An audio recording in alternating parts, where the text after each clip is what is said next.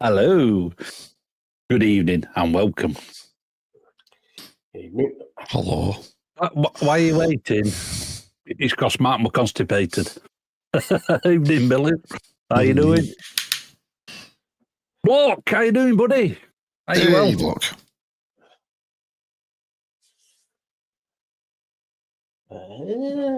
I should come out well, Bill. Nice. Nice one. I've still got to do that bloody fix to man. Yeah, I've not had time. Excuses. I have that waiting to be built. Nice. The Ragnar. 4 mil coils. Yep. Although you can get 5 mil coils in there. Well, I do actually have, I do have some, wire talk with big G coils. Yeah. That one, he's got the box. There were Tofo coils, but... Yeah. These ain't no tofu, I can tell you. Evening, Captain. How you doing, bud? And he's home, I think. He's home. Yeah, he's back home. He's back home, and Jasper's tried to shag him already. There's no accounting for taste, is there? Chinesium coils. No, they're yours, Tyler. All right, Tyler. I mean, that's all right coming from the Mr. Amish coil builder. Hey, Tyler, go and fix yourself. Go and fix the Jeep. You like doing that?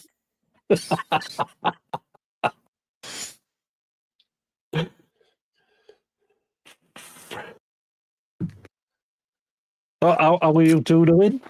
Well, we know how G's doing at the minute. Yeah. Mr. Cheesy. Right, you go ahead. Now it's not so windy over here. It's great. Well, I've told you, stop eating the mushy peas with the cabbage. That'll make what's down there. We know you are, Steve. I'm just glad it's looking a bit better for you, Steve, now, mate.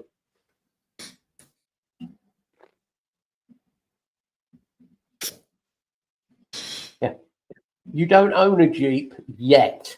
Yet.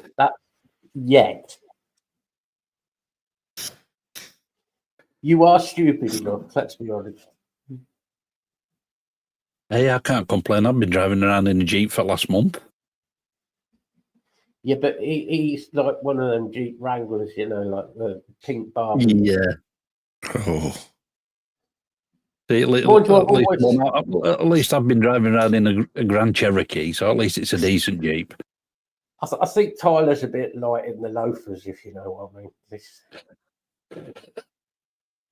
Not that I'm being judgmental in any way. I can imagine Tyler's got a pair of driving loafers. You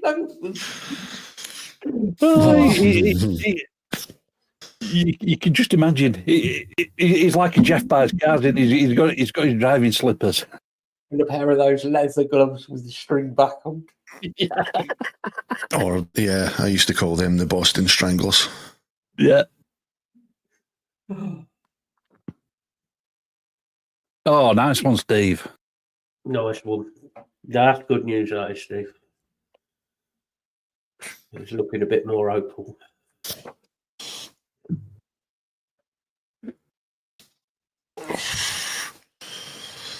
Tyler, you couldn't afford a Land Rover. Sorry, we don't sell to you Americans. Yeah, you can't have a. Not unless you're willing. Not unless you're willing to pay like exorbitant amount of money. Exorbitant amounts of money. So Tyler has just admitted there he has tie-dyed Crocs. Just Crocs, full stop. May I just say, there will be an opening on my show coming very soon if you keep saying. It's not that he's not good on the show. It's just that I cannot associate with somebody who wears tie-dye Crocs. Does that mean your secretary's writing the P45 up as we speak? Yeah, bills like that. Yeah. Yeah. Oh, bollocks, I've spelt Amish wrong. Let me type that out again. Get the tip X out.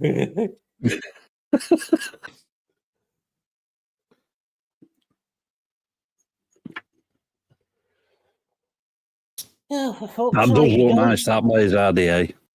He goes in hospital, comes out, and he gets bought presents. I know. Dammy little fucker. Yeah, it's a big ordeal, you know.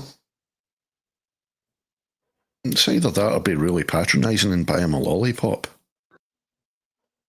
That's I'd what have we bought would him- have done. I'd I have know bought that's him what a you stuffed guys would have parrot. done. I'd have bought him a stuffed parrot, personally. For fuck's sake. To put on his shoulder. You do know Yeah, the we story. got when- it. We got it. When Steve And a jar of went in- dirt. And a jar of dirt, yeah. You don't need to patch that one up, you know. Just That Leave was, it. That was cool. Oh, jeez, no. It's going to be one of them shows. I can see it. Yeah. we started off down here, and it's going downhill even faster. Rapidly. Yeah. It's not like we start off with high standards anyway.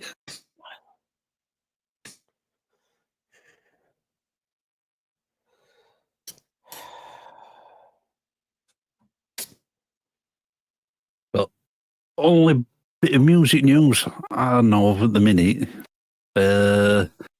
Exodus have got a new singer. Or rehired a new rehired a singer. yeah. The merry-go-round of Zetro and Rob Dukes. Mhm. Yeah, but who do you prefer? There's a controversial one.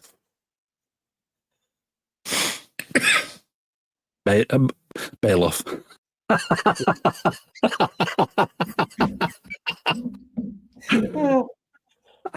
I heard I the think- White I Snake think- guitarist I think died as well. both have got the good and the bad points. I think for a live show, I think Rob Dukes. Yeah. Yeah. Especially to get the wall of death going. I want to put Tyler in the middle of that. Yeah. Mm. And Darth. On his own. Just in the middle. And some good news for G. The Anthrax album is due out either September or October. Fuck's sake. Yep. Supposed to be really good. Oh, I'm sure it's Anthrax. It's going to be. But for Just, fuck's sake, Joey, you need more time. Fucking sack him. I don't know if it's down to Joey or not, but that's when they've said that the album's due out. As much as I love him on vocals, that's taken too long. They've been in for it's either 2 years or over 2 years writing and recording this, and Joey's taking the longest out of the fucking lot of them. I've not listened to that new Behemoth yet. I have. It is brutal. Oh, I mean, I'm not being funny. If John Bush was still with him, they would have the material. He'd go in, they'd go, bang, there you go, lads. yeah, but this is what you get when they go out on a 2-month fucking European tour. I know they're touring in that as well, but I mean, Joey isn't. That's all he's doing at the. Well, I tell a lie because he's got a side project now, hasn't he? I suppose. His voice isn't what it was, though, mate. No. Yeah. But how much is it That's down why to they're Joey featuring and him. how much is it down to label? I don't know. I mean, it could be just, I mean, I forgot that they're in tour, and then Charlie's in tour with Pantera Tribute. Yep. And Joey's got the side projects, and I'm sure Scott will be doing some stuff with Mike Patton. oh yeah, Bungle. Bungle, that's it, Mr. Bungle. Yep. Oh God, they're not bringing out another album, are they? He won't surprise me. They're always playing together. They just I every so wonder often they what- just decide, let's do an album. I wonder what they're going to come out with this time, because every time Christ knows. Last one was fucked up, man. A jazz fusion rapcore grindcore album. Mm-hmm. just do it on purpose. I'm sure they do. Just to Yeah. fuck everyone up. Oh, they absolutely do. With techno. It's just their approach, though. They don't try and do what a lot of prog bands do. You know, a lot of prog bands will take like loads of different styles and try and bring them together and have them tying into each other, so that you don't hear the transitions. Bungle are just like, no, here we go. We're just playing Latin. We're playing Latin. Going into a wee bit of jazz now. Going into a wee bit of jazz. Da da da da da da. Metal. Yeah, it's not what you listen to loud in the car, because it will fuck everybody up round you. Really well. Yeah, It's the Mr. music Bungle is not what you equivalent. could class as easy listening. No. It's the musical equivalent of the shepherd's note. Mm. But no, they're taking. It is taking a hell of a long time. This album, but Yeah. do you know what I heard recently? Is Rob Caggiano left Volbeat? Yes, I did I see knew that. you were actually talking about this before, but I was hoping that he was maybe thinking of going back to Anthrax, you know. Not that I've anything against the new guy, but when Rob Caggiano was with them, holy fuck, were they good, man. Yeah, because we did mention it last time. He's went more producer, you said. Yeah, he's going to do a lot more production. Yeah, Yeah. Fair enough. Volbeat- Fair enough. Volbeat is just one. like what Logan Madder did when he got his son cleaned up.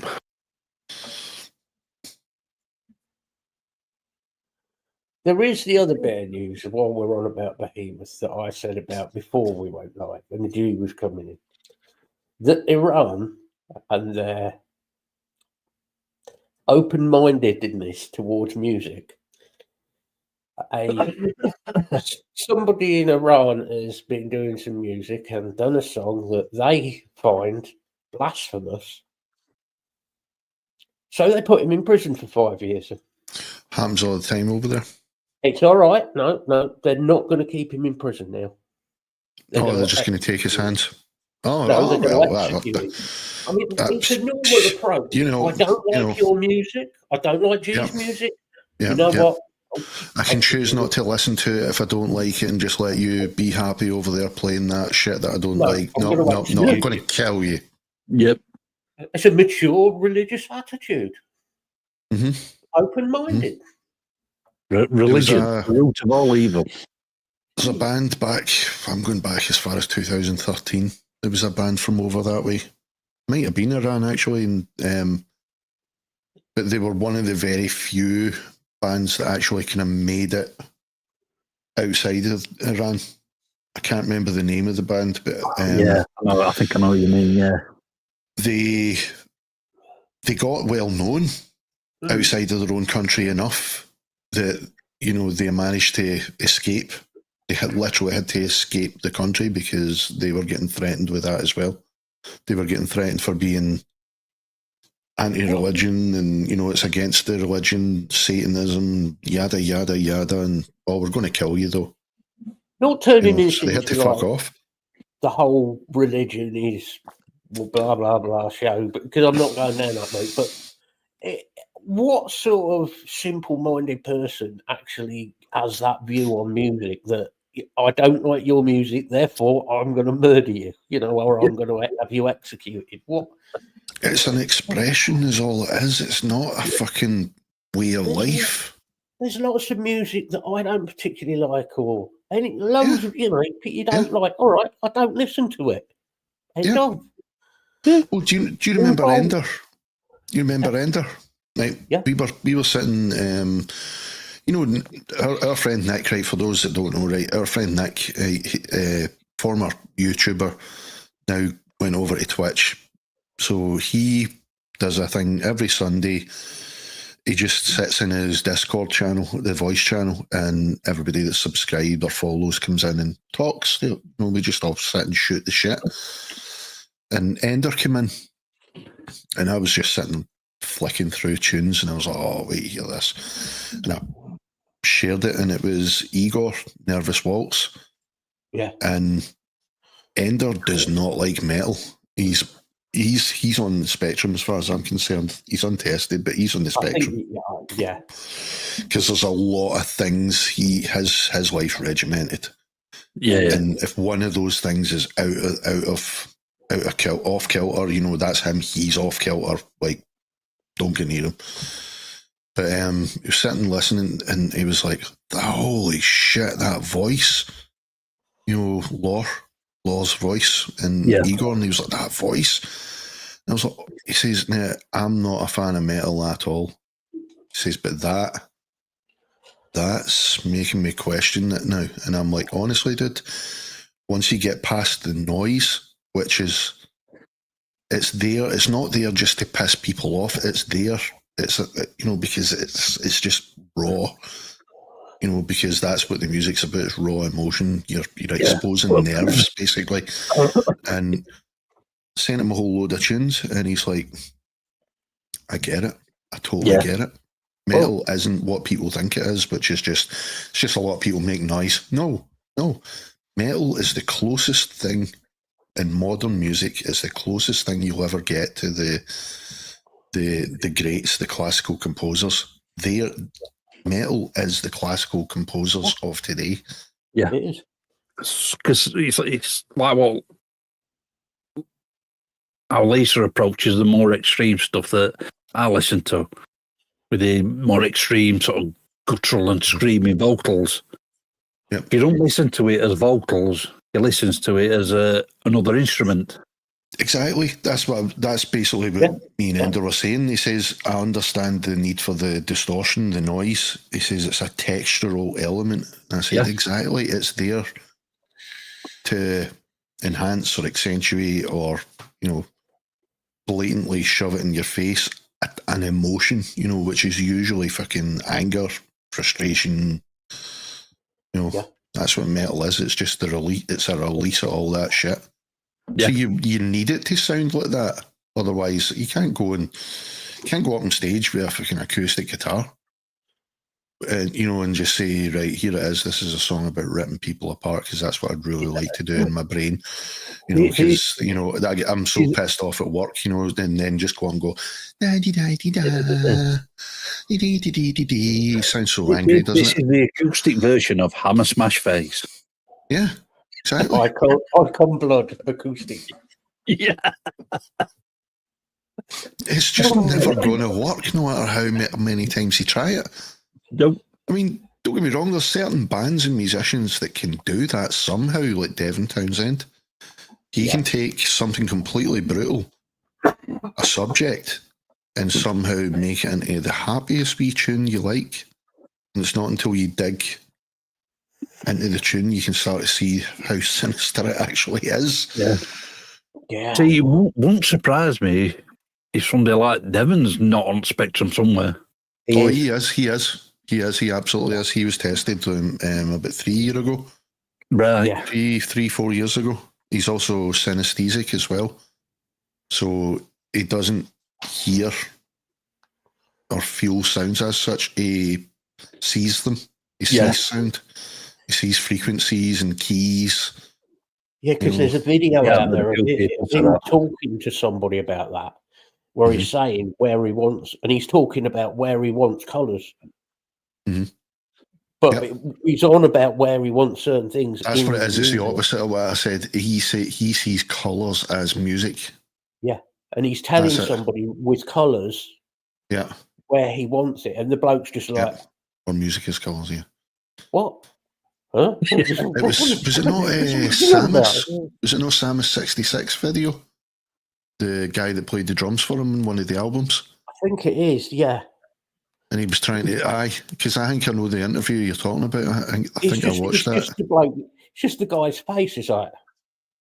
But then when you hear Devon saying it, somehow it makes perfect sense. Yeah. You know what? I totally know what that means. You know, but then if somebody else was to use the same language or whatever to describe music, you'd be like, huh? But there is another way you could look at this. If anybody... Gautier Serre's also synesthetic from Igor. I'm going to drop myself in the shit here. If you've ever done LSD... Well, music, you know... I mean, I'm just saying, I'm not accusing anyone else, but if I'm not saying I have. Music creates colours. Yep. It really does. It opens pathways.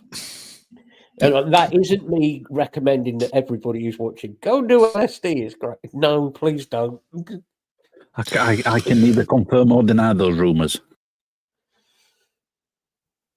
Yeah. Precisely. Exactly, block. Yep, that is a very true block. Yep.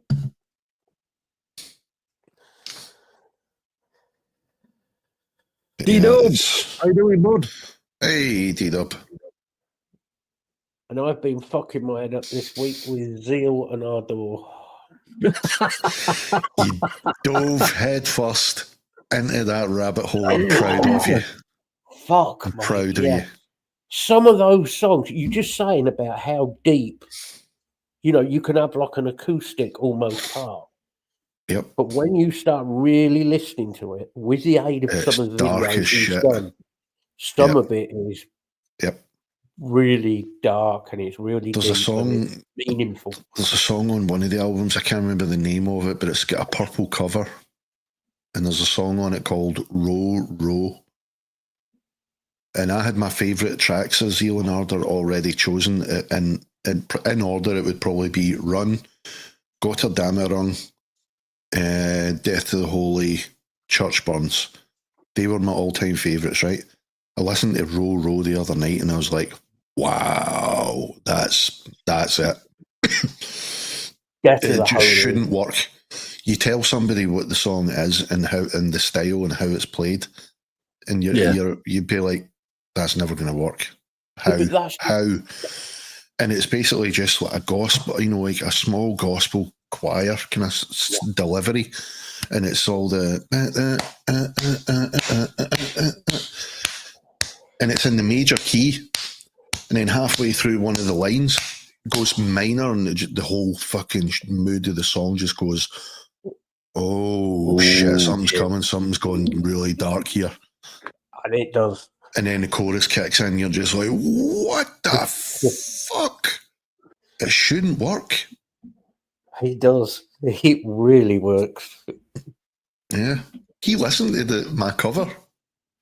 Yeah, he did. Of Death to the Holy on his stream. I was like, I was fucking dying half a fucking shock. I'm like, this guy that wrote this song is sitting listening to my cover right now. This is fucked up.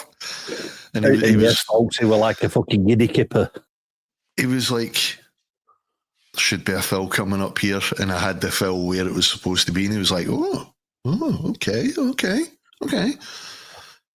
then it got to there's like a wee keyboard bit in it, but it's a disgusting keyboard sound, but it's done deliberately because it's supposed to be really unsettling. It's supposed to just give you a really creepy feeling. Yeah. And it works, and he heard the sound that I'd chosen for it, and he was like, yeah, okay. But yeah. So he says it was I'd done a good job. It's Fairy Newman, or Fairy Newman. Oh. So there you go. That's Gary Newman's new tour, the Fairy tour. Oh, it was funny though.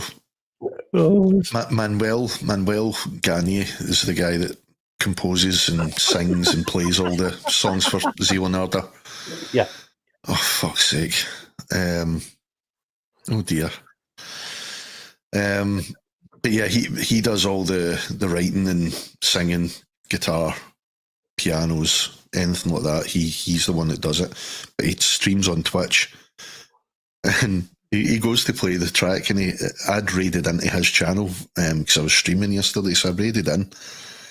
He was like, "Okay, so we're going to listen to the cover of a song of mine by the man who had the gall to raid me." And he says, "My lawyers will be in touch with yours." Because I've done a cover. He's like, "My lawyers will get in touch with yours." But then at the end, he played the demo version. One of the raiders, I can confirm this. Yeah, he played the demo version, and he was like, "It's actually better than mine." I was like, "Fucking hell." Says the key is to this track, make it sound shit. Like, okay, can't do that. I can't. I could if I tried, but it's just I think no. Once you get the vocals on that track, it's really going to come together because you can hear it when. I mean, I've done what I can so far. I need everybody out of the house, basically out of the house, for me to be able to do even just the normal singing parts. Mike's hopefully going to do the screams and the roars and growls. Yeah. I'm going to do the actual kind of singy parts, hopefully. But even then, it's still quite loud.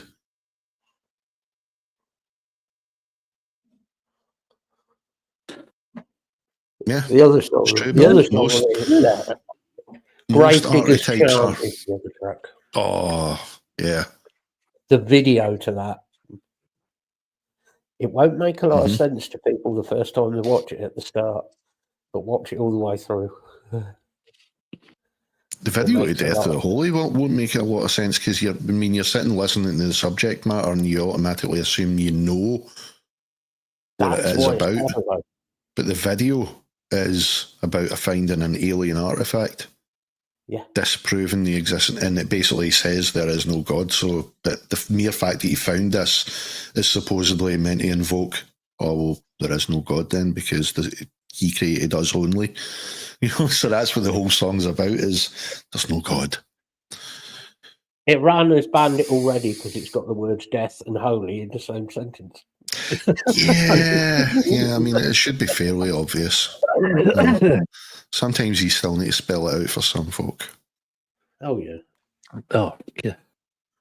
Just wait till them sort of phrases get banned over here as well. Well, it's not far off, is it? No, he's coming. Well, does anybody else to be fair, we were one of the first ones to start doing that shit. Yeah. We were one of the first countries to do it. They're trying to ban at minute. They're trying to ban Black Sheep. Well, already you can lose your job if you say the wrong thing. So we started that years ago as well. Blackboard years ago. You can't have blackboards anymore. Oh, what the fuck? Well, what fucking colour is it then? Exactly. It's a void board. No, it's there you go. Because it's void of light.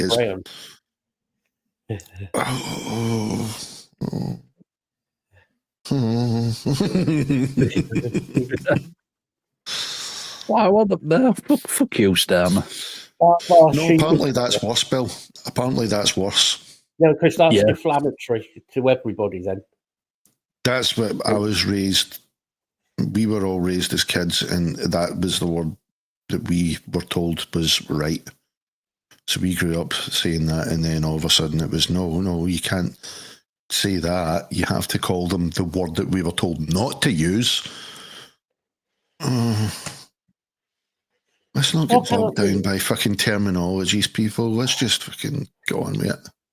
Just get on with fucking life. Just enjoy your life. The latest one that they want to bring in that I've heard is that you will now the police will have power to charge you if you, in written word or speech on the internet, say about 2-tier policing.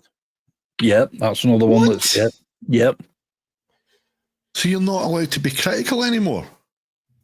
It's a bit Of that's an like 3 organisation. tiers, isn't it? There's 3 tiers I'm now. sorry, but if you're that, if you have that much responsibility, you should be able to be a critic. So we're not allowed to criticise anything. It's a communist system. It's getting like that. It really is. Well, Herein lies the danger of proper democracy, because you're free to believe whatever you want to believe. But that also leads to you're free to actually incite. Well, not incite. I don't mean that's maybe the wrong word, but you know what I mean.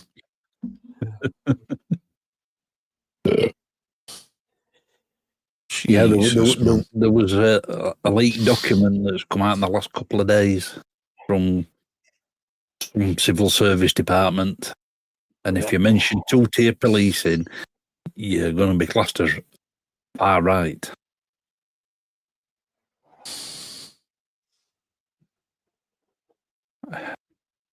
Oh, we're banning that might have to get mentioned in next song. So we're going to ban the Nintendo now, are we, Martin? Nothing would shock me. It really wouldn't.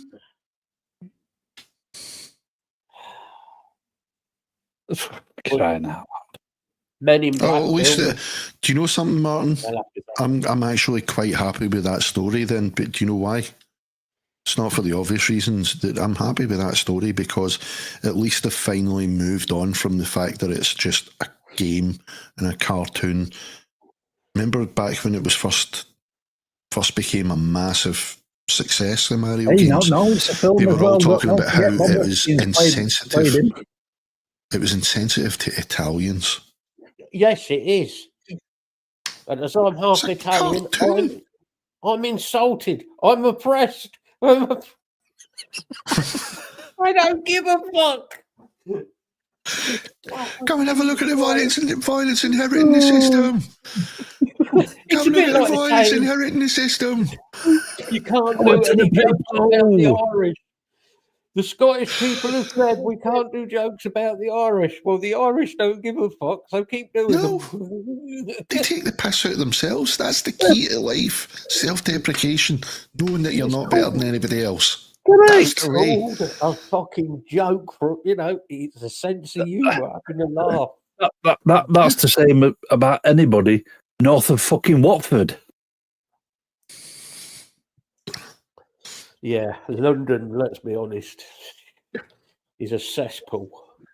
It's a shithole. It is, mate. It really is. And it's not getting any better with Comrade fucking Khan in charge. That man's down. Fuck's sake, Bill. Fuck's sake, man.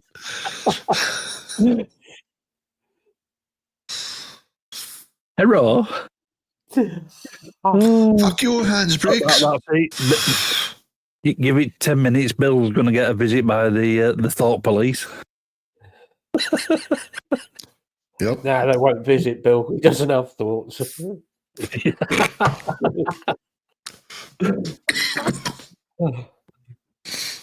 Well, they've got. I mean, he lives in Whitby. They've got to visit him at night. He's in his coffin during the day. He'll jump out on him. He'll jump out on him.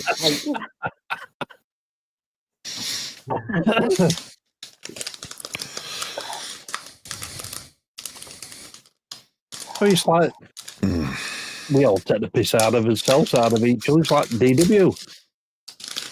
He takes the piss out of Mexicans. He's fucking Mexican himself. Hey, hold on a minute. He should be getting deported soon. Jesus. Well, while we're on this subject, don't forget what Trump is up to. What Trump is up to at the minute. And I had a point last night, okay? We and Tyler and Bill were talking. And they want to get rid of all Puerto Ricans. Yeah? This is one of Trump's things. Who is volunteering to go around and see Santos? The keys. Who's going to go around and visit Santos? From the big vaping guy who's 6'7", and Puerto Rican. Who is going around to tell him oh, by the way, we're just going to throw you out of America. Good fucking luck going and telling Batman that. The guy's 6'7". He's about as wide. Oh, and by the way, he owns firearms. So if you want to take it to him... Is he not born there, though? Yeah. No, he was born in Puerto Rico. Was he? Yeah, he was born in Puerto Rico, and then his dad won't touch him, away. Though. You know why they won't touch him? Because he served on the rigs. He done that country a turn by serving on the rigs. And that would be stupid because that. Well, and the fact that yes, he would do some serious damage to them. But no, they won't touch him. They won't touch him. I guarantee you. But what this is he trying to do? I don't know, man. I really don't have a fucking clue. I mean, if we were talking about this, like, my mum's actually really scared. Right, there's a lot of people, even in America, that are really scared about the future. You know, for the next 4 years. For the next 4 years, because the guy's that unpredictable. Do you know what I mean? He's so unpredictable. Hey, Lisa. He's dangerous. He is. He's inflammatory. You know, with his speeches as well. But thing that I was saying though is, you don't have to worry. Because certain 3-letter agencies that will not tolerate that kind of shit for long. It's happened before. I mean, exactly. You've got people like DW, yeah, he can take a joke, yeah, he's Mexican. Well, don't really. This is going to sound really bad, but I don't really give a shit where he's from. If he's a nice guy, he's a nice guy. End of. Exactly. I don't give a fuck. And he's coming up with some fucking brutal death metal riffs at minute. Exactly, so there's a good reason. Yeah. And he's a big fan of Bruschetta, so there's another plus.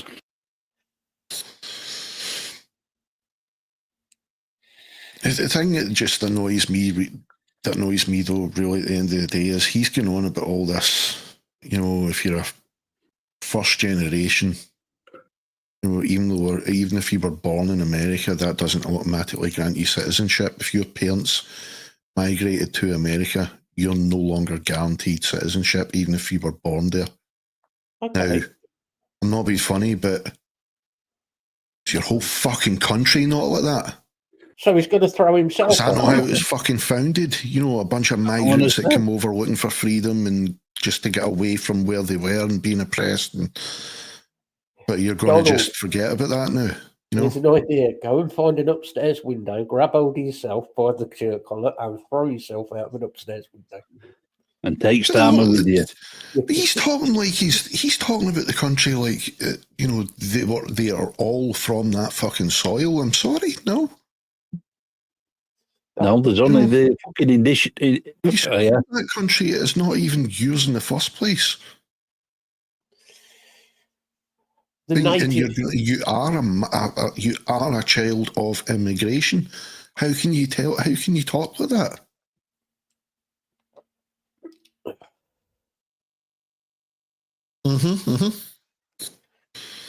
Yeah, well, the Scots disagree. So. No, I'm sorry, but he's about as Scottish as my cut toenail is fucking from Jupiter. Oh, I said Trump's as Scottish as what fucking Biden were Irish. Mm-hmm. But they've always been like that. I mean, this is a bit of a sweetened generalisation because there are genuinely intelligent, really lovely Americans. We know a lot of them. But there are too many Americans that they claim to be from another country, you know, like you just said, or Trump's saying he's Scottish. But that's down to guilt, though, because they don't know who the fuck they are. No, don't. They've no self-identity because they had to steal it from another country, so they don't know who the fuck they are.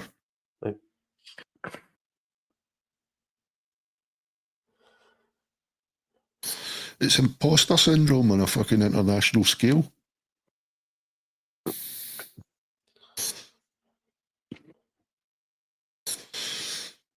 But yeah, as I said, I don't think the world has anything to worry about as far as he's concerned, because he loves to shout, he loves to fucking throw his toys out of the pram.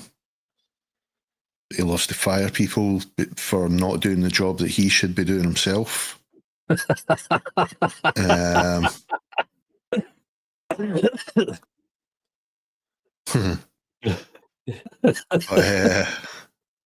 Nice one.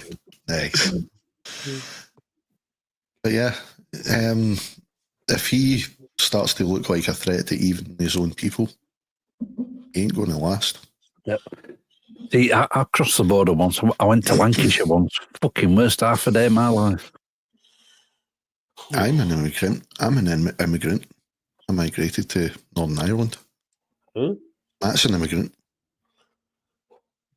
Mark's a fucking mongrel. That's true. Although, no, you're not actually, because your family were from over here. I forgot about that. Yeah, some of my family are from over here, yeah. Right. I can't do the American thing, and you know, I love Americans that come to Ireland, and you hear them. This is the thing, right? This is the thing as well, that it's just laughable when you kind of take a step back and look at it all from the outside. We're all calling them immigrants, they're immigrants, they're invading my country, yada, yada, yada. We all started in the same fucking place. We all fucking migrated to the different countries. We all started in one tight little fucking group in one shit ass fucking part of a country, and we all just went, this place is shit. And some went that way, some went that way, some went that way, but we're all from the same fucking place. So this isn't even our home. You're the Heinz 57. Yeah, you're a mongrel block.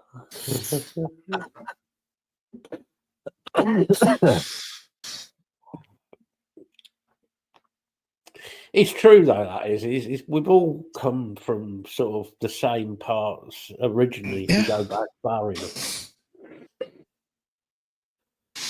It's just. Who are you calling a It's idiotic, and nothing's to be gained from that argument at the end of the day, because we all come from the same fucking place. This isn't our home. We just, happen to be here. We all come from the Stoke, boys and girls. Yes. You still believing there's a gooseberry bush? No, actually, I was referring to we all come from the crotch, but never mind. That's why we're called crotch goblins. Yes. Never too sure about the Germans or the Dutch. We won the war. Germans are actually nice, really, really nice, but still scary when they tell you they love you. Holy fuck! And the Dutch have some nice wacky backy. That's true. They do. Spot on, block. Gold star.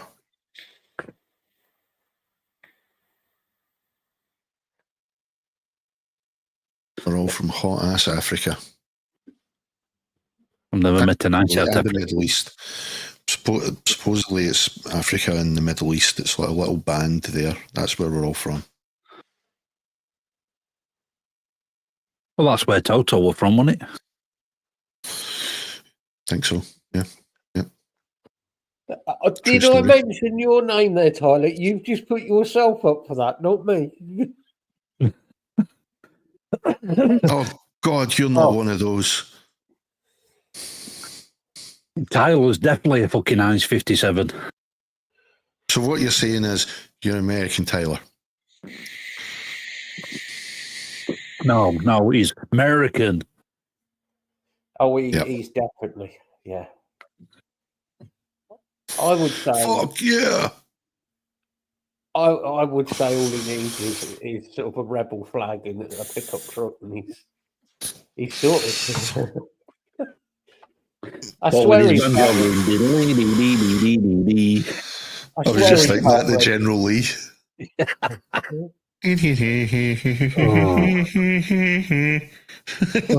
Catherine Bach.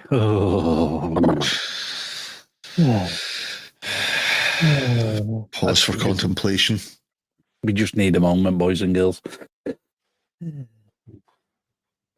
Anyway. And we're back. Right, moving on. Oh. Catherine back in the hot pants. That's true, Block. That's the fucking... Yeah. That's the funny part. You see, Tyler doesn't know where the fuck he's from.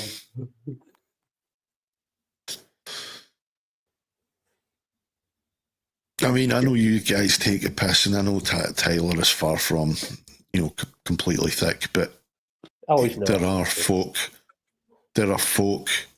over there, and it's thanks to their education system, that are basically taught only about their own country, so they have no clue about anywhere else. Nope. Like, Scotland's part of England, apparently. As is Ireland. Well, and Wales. It's all in England. We had this discussion with Tyler about their education. And we were asking him questions about certain things. And it is actually shocking what he doesn't know. Yeah. Really, it was like a video we watched. And it's unfair. Really is. And they were asking Americans different questions, worldwide questions. And one of the questions was, what's the capital of France? And one of the answers was F.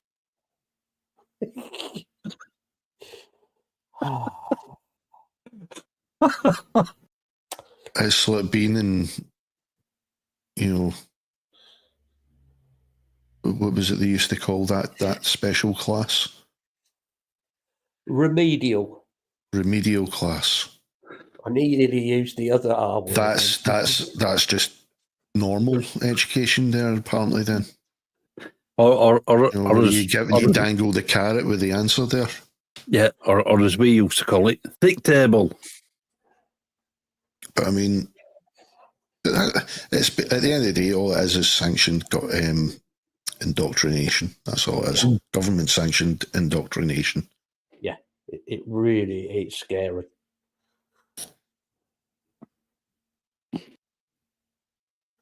Oh, you mean like Stammer with two-tier policing? Oh, steady. That's it. You're going to jail. Yep. We'd like a word with you, sir. We apologise. We are going to be losing the channel very soon. I realise we've not lost it already.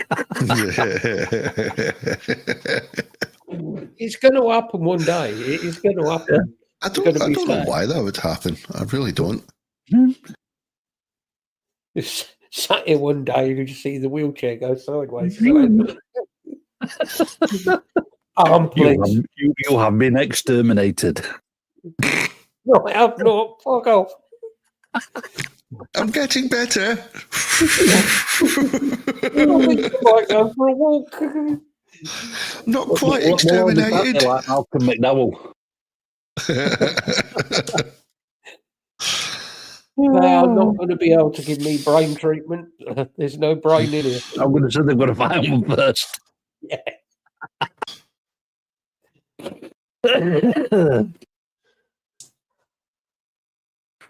This system that they're trying to bring us and indoctrinate us into, it is scary, though. It really is, because a lot of the youngsters aren't going to believe it. They really are. You think about it, though. I mean, initially, like everybody, I do get worried.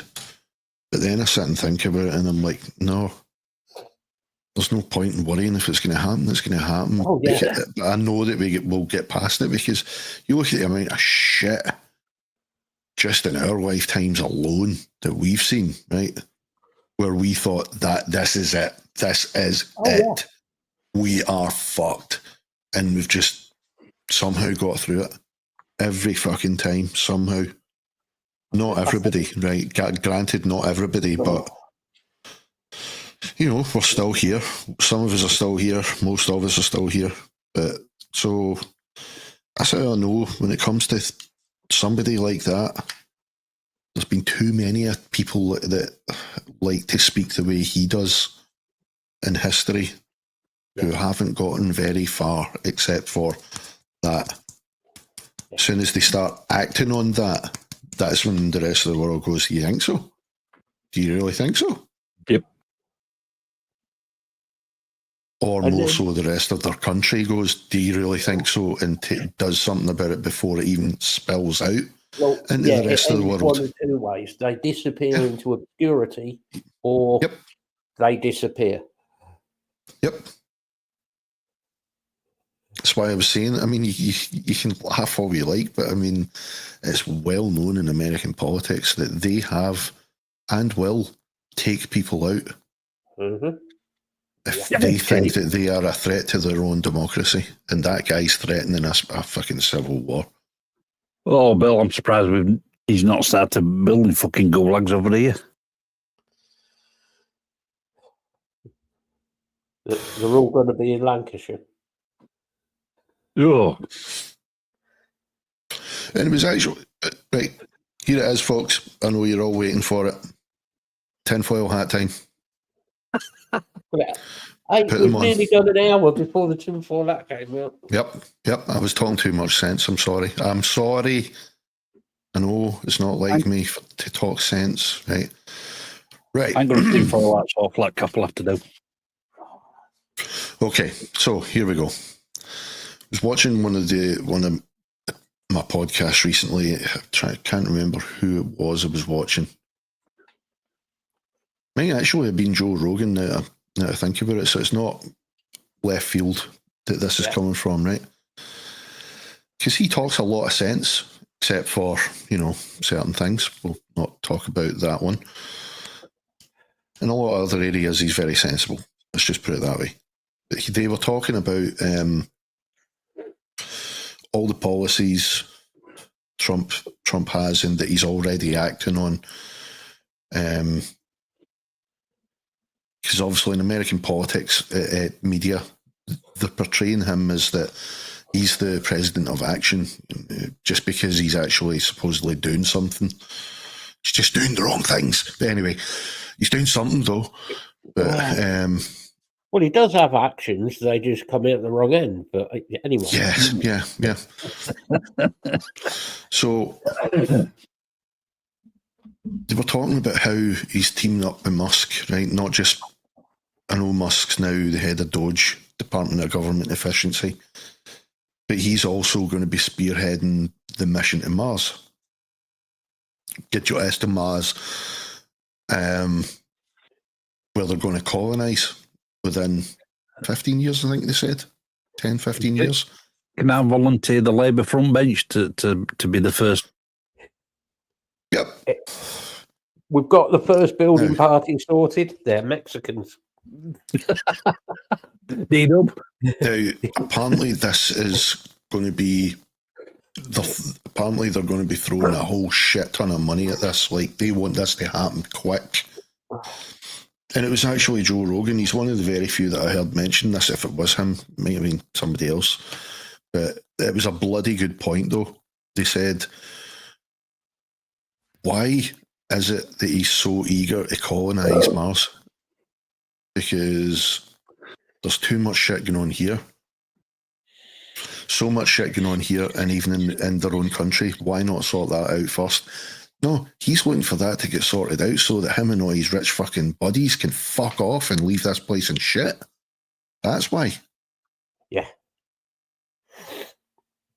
Nothing to do with expanding the human race and, reaching for new things. No, it's basically a new fucking tax haven. Just a small issue. Well, actually, about £33 trillion issue. Where is Donald, going to get this money from? Is he going to go to the photocopier and print some more like he did last time? Oh no, he has lots of friends apparently. Lots of friends who are eager to invest. Are these real friends, Donald? And okay, Elon's involved, but I mean, he's going to be asking them for money. It's not like he's donating the money. He's taking care of the tech side. and the development and whatnot and the execution of the plan. Execution's maybe not a good word to use these days when it comes to space travel, but you know what I mean. But he's going to be asking the American government for, right, where's my contract money? You paid me to do this, remember? Yeah, but Block, not according to fucking Extinction Rebellion and all them fucking idiots.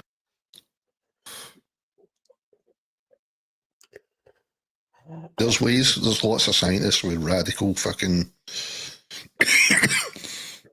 Put it this way, this is how fucking nuts that guy is that he thinks that if somebody is passionate about something enough, they must be telling the truth then. You know, if they can get something they just need to go in and sell it to him, and if he likes it, he'll go, there's your money, send us to Mars. Oh dear, what are you doing now? Do you know what the most concerning video I watched in the past few days was?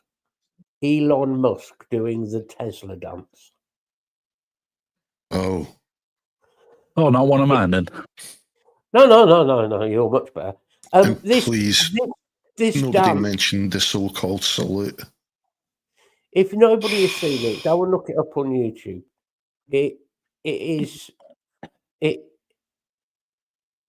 unbelievable. It is. Anyway, there's no wrong with my dad dancing. I don't know if I've said this to you guys before, but have you guys noticed that he has a very, very North Korean haircut? Him and Kim Jong-un go to the same barber. I think they've gone to the same barber. All I'm going to say is Elon Musk's head shape is slightly strange.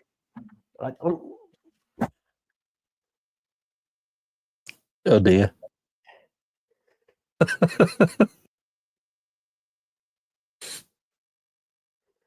There's going to be a punch up at the hospital. You'll be reading it in tomorrow's papers. Punch up at Rotherham Hospital. Mad woman attacks staff.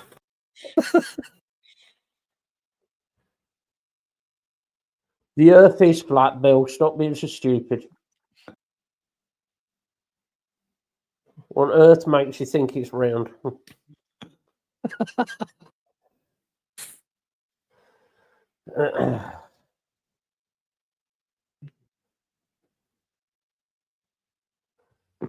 Some people actually believe that.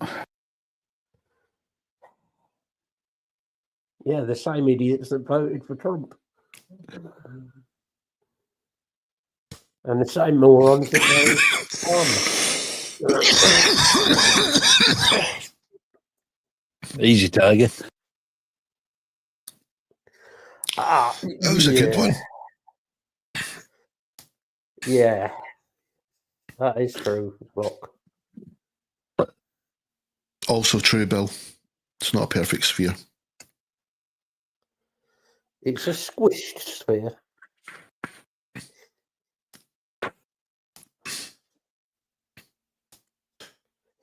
A dodecahedron. There's actually, if you want to get really, really deep and fucked up, it's shapeless, actually. As is everything. It's just, that's our perception. It's all a pigment of your imagination. We've only got these two things to go by. And how this processes that information doesn't mean that is how it looks. But are we It's just how we think it looks. Are we really exactly here? Or is exactly this really the Matrix? How do we know we're real? Honestly, Matt, see some of the stuff I've been watching recently, some of these theoretical scientists, some of the theories they're coming up with now, the consciousness, it's scary, man. In a good way, in a really good way. It's just like, it can't be real, man. It can't be real, but it's just it's beyond coincidence, a lot of this shit. There's a thing I was watching. I've seen very, very polarised opinions on this thing, but all I'm saying is if it's something you're interested in, is like consciousness and that, give this one a watch. Yeah. It's called the telepath tapes or the telepathic tapes or something like that it's called. Telepathy tapes. That's it. The telepathy tapes. What it is it started out with just a couple of subjects, patients, that were being studied by a small group of scientists, and that these kids had like really, really fucking debilitating autism, non-verbal.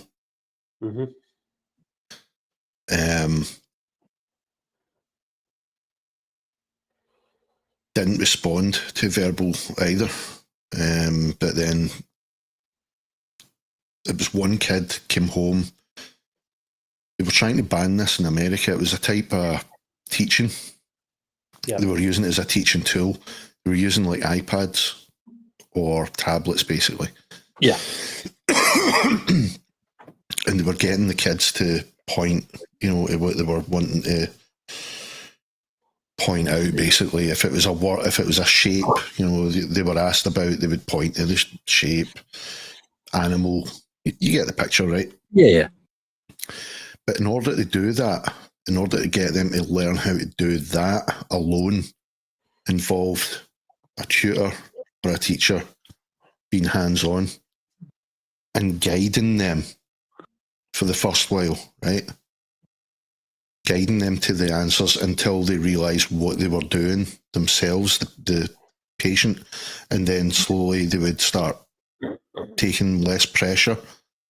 They would take a bit of pressure off, after a few days, to the point where they were just resting a finger on them, but they were still going to the right answer. Take a hand off. Patients seem to have got the hang of how to use this tool, right? So they started communicating, these kids, using the tablets, right? Or this one kid, at first, started using the tablet to communicate. And it was an app. There was an app they got for the kid, and it would speak the words out. So they thought, right, and this is something, you guys know I used to work with folk with autism, right? Severe autism and really bad physical difficulties. So there was times, Frank, one of the guys that I worked with, he was a horror. He was a demon. But holy fuck, I loved that guy. And there was times where I just wanted him. I wanted to hear his voice. Yeah. Because it got frustrating. It became frustrating. Like, you got used to like certain gestures, so you knew, okay, I'm on the right track here. So you do get used to how to talk to them and how to recognise when they're answering. But there was times where I was just like, I just wish you could fucking tell me, man. That's what these kids were doing. The parents were like done exactly what I would have done. And if I found something that, and it happened, this actually happened with Frank. I'll tell you about it in a bit anyway. But it was if I had found a way of deliberately asking them questions and having them being able to answer, that would have been fucking incredible. Yeah. That alone, to make that kind of breakthrough. So the parents obviously started talking to their kids properly, and the kids were answering, but really, really coherently, as in very, very good grammar and really well spoken, and conveyed a lot of emotion. They were like almost ahead, of. It's hard to describe, but they were beyond. They were very advanced emotionally and verbally as well. despite them having had very, very little to no education. Yeah. They just instinctively knew, right, okay, this is how you string a sentence together. Maybe by listening to the folk around them, I don't know. But anyway, what had happened was one of the kids had started talking to his friends on the hill, and they're like, well, the fuck's the hill? And they thought maybe it's just the name of a part of the room, in the class or something like that. I don't know. And he says, no, it's where we go in our head. And we meet up there and we talk to each other, and the parent's like, what? What are you talking about? He's like, no, we talk to each other, because we're stuck here, but we're not stuck here at the same time. We can go anywhere. This is the kids telling the parent this. Yeah. Through the tablet. They're like, we can go anywhere. But we go to this place and we talk to each other and we discuss things about, like, maybe something about our day, or maybe we talk about, art or something like that, music, TV. Nuts, man. So there's this person comes in to test that theory. Is this kid able to actually do what they say they're able to do and talk to each other telepathically? And started doing all these tests. Then the tests were bulletproof as far as I'm concerned. Bulletproof. But obviously it was I wasn't there. There are ways you could have faked it, absolutely. But this has apparently been done in conjunction with a university now as well. Mm-hmm. And they're looking into this shit because it looks as though these kids are, not all, obviously, but some of these kids that have been studied are really fucking advanced, really advanced mentally. But they talk about how they're not who their parents think they are as such. They are here, but they're not here. Just watch it because it'll make you really think about consciousness, the way the kids talk. Absolutely. And they look what the stuff they're talking about. Some of it gets a bit weird, but put it this way: if this shit turns out to be true, what these kids are saying, and this is tying into the whole fucking UAP thing as well, because this has recently started being talked about openly now. Even in Congress, they were talking about ships that were controlled just by thinking about it. And there's certain people that are able to supposedly do that. Yeah. And then you watch this and you're like, if this shit's true, holy fuck. We're way better than we think we are. You do tell us something we don't know. Hey. Don't you take that back, Martin. Dr. Venkman is a fucking legend.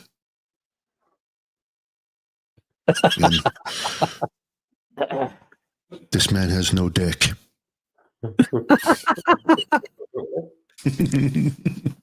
Oh, he's 2025. How dare you presume he's a man? Oh, God. It's not the first time it's happened like this week.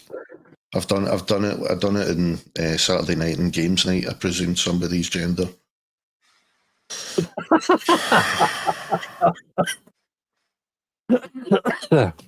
Did you get told off? I did, actually. Did you give a shit? I kind of did it, but at the same time I didn't. Because I'm a different generation. I'm sorry. Yeah, get over it. No, I just don't care. Get over it. At the same time, yes, I'm from that generation as well, where I don't give a fuck, but I want to get by and I don't want to be pissing people off. Do you know what I mean? But it's just, that's how I was raised. But I didn't even hear about homosexuality until I was like about 10 or 12, ready to go into fucking high school. Do you know what I mean? It was just never discussed. You know what I mean? Why are you not using my pronouns? Because I'm speaking to you direct. You don't use people's pronouns when you're speaking to them. You use the fucking name. The issue is this whole transgender shit. Right, and I'm going to offend a lot. I'm willing to learn. Put it that way. That's basically what I'm saying. Whole they're the same as vegans. You always know when a vegan is a vegan. You don't have to ask them because they're going to fucking abuse your ears with it. They're going to tell you over and over and over and over again. Oh, I know how you tell. When you go to shake their hand when you're introducing yourself, and they go, "They're vegan."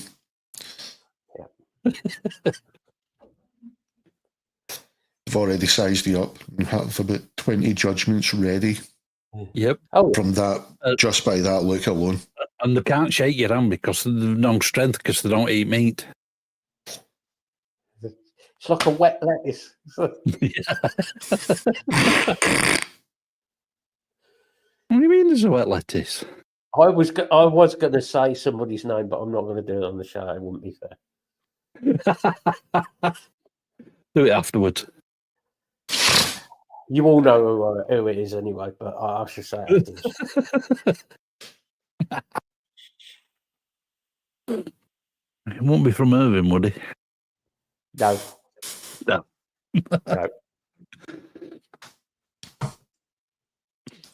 But yeah, I genuinely did actually feel bad though the other night because, as it turns out, I'd said dude.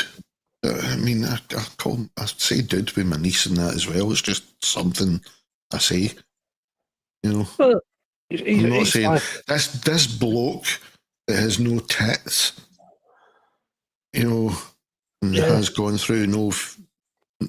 basically gone through no female wars. Oh, I mean, and it turns out it was a woman.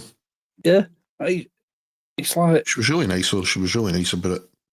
It's like us at work. Everybody just gets called mate. I'm not your mate. I love it when people do that. Or a place I used to work at, everybody just used to get called knobhead. You shout out warehouse, oi, knobhead, and every fucker would turn around.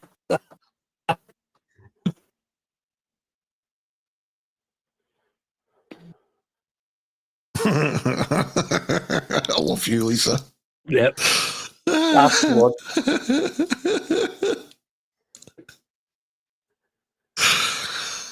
Fucking pro now. Fucking brilliant.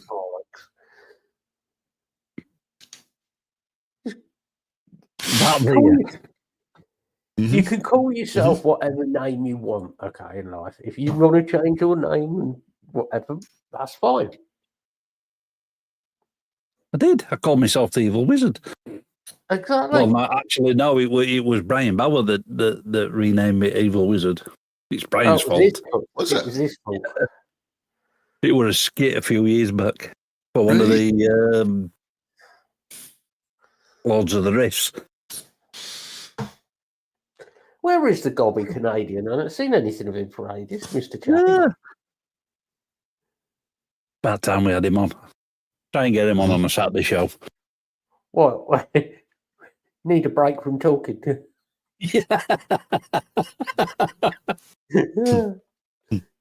I like Brian. I think he's brilliant.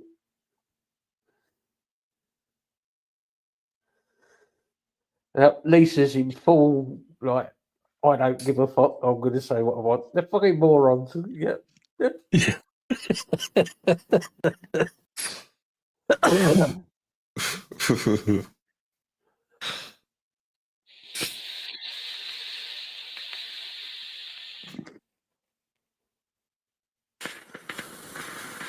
Here's one thing, then. How do we know that mental health, like schizophrenia and things of that type, and other mental disorders, aren't I think I know what you're going to say. Illnesses are a higher plane? Yep. This is something that I've only just started thinking about after watching this. I've thought this for a long time. Cheers, Martin. Because generally speaking, and this isn't me because I'm schizophrenic, it's like, oh, I'm more intelligent than everyone else. I'm not, believe me. But generally speaking, a schizophrenic has a higher IQ for some reason, and I do have a higher IQ. I don't use it very often, but you do have a slightly higher IQ for some reason. It's a higher functioning plane for some reason. Mm-hmm. Now, doctors never ever talk about that. And I've tried talking to psychiatrists about it and consultant psychiatrists. Don't want to know. Don't want to talk about it. Yeah. It's because, do you know why though? It's not that they don't want to talk about it. It's just nobody really knows because there's not been any definitive research done in consciousness except for theorising. There's no way of. Yeah. There are ways of testing how it can be applied and how it. Nobody can explain how it came to be though. Do you know what I mean? That's the thing. So they don't really know a lot of it. It's like Bill and I. Bill and I can, whether it's because we spend a lot of time talking, waffling complete bollocks, but Bill and I can quite happily sit there and have a conversation and know what the answer will be at the end of that conversation. Without ever saying anything directly. Mm-hmm.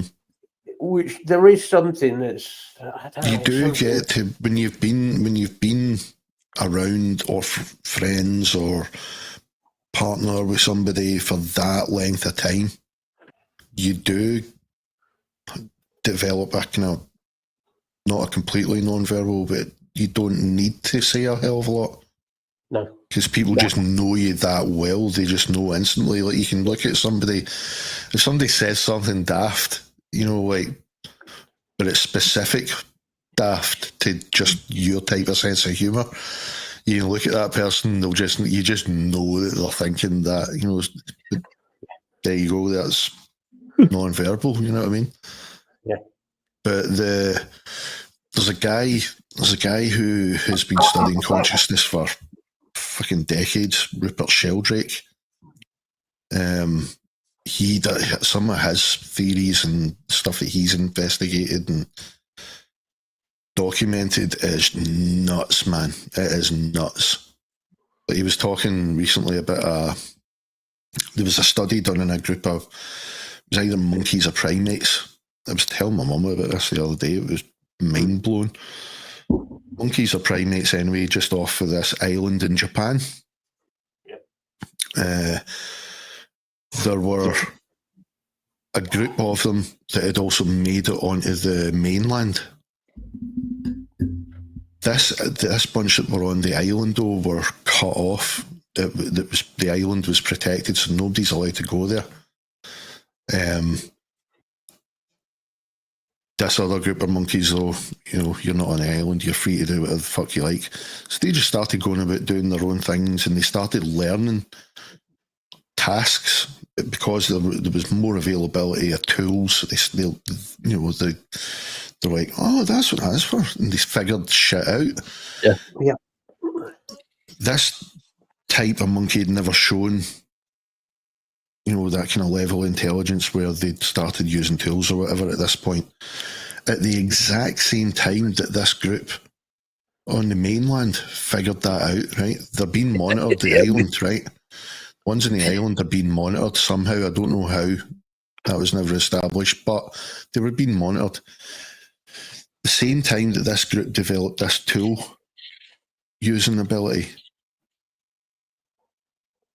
this group in the isolated island done it at the exact same time. No way of teaching the other group, the isolated group, none whatsoever. It was almost as if it just became race memory.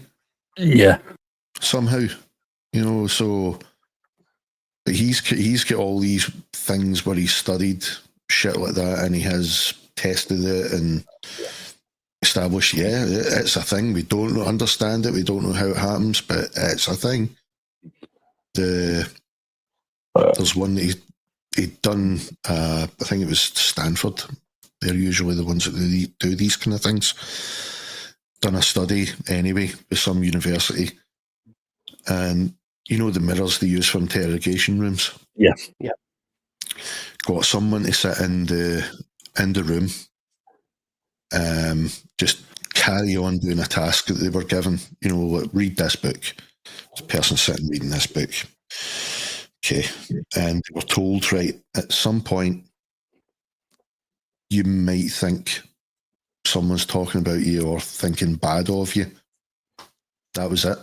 Right? That's all they were told. Read that book. Oh, and by the way, left the room, and they would randomly get a person to come in, sit at the desk that looks into the room, but not necessarily look at the room. Sometimes they would just come in, and this is to eliminate chance, right? So they would go. Sometimes they would go in the room, sit, but they weren't looking at the person, and this person was told, don't think about them if they weren't focused on them. So you do this task in this office, right? But you're not looking at them. Other times they were told, put all your focus on this person, think about this. And whenever the person in the interrogation room, felt something, they were to write it down. Sure enough, every fucking time the person was looking at them, the person knew they were being watched. The person also knew negative thoughts were being directed at them. And it was fucked up. It was the statistics were apparently far, far beyond fucking chance. Don't surprise me. So it's just, there's lots of fucking stuff about consciousness getting found out recently. They might have actually found out where consciousness is seated finally in the brain.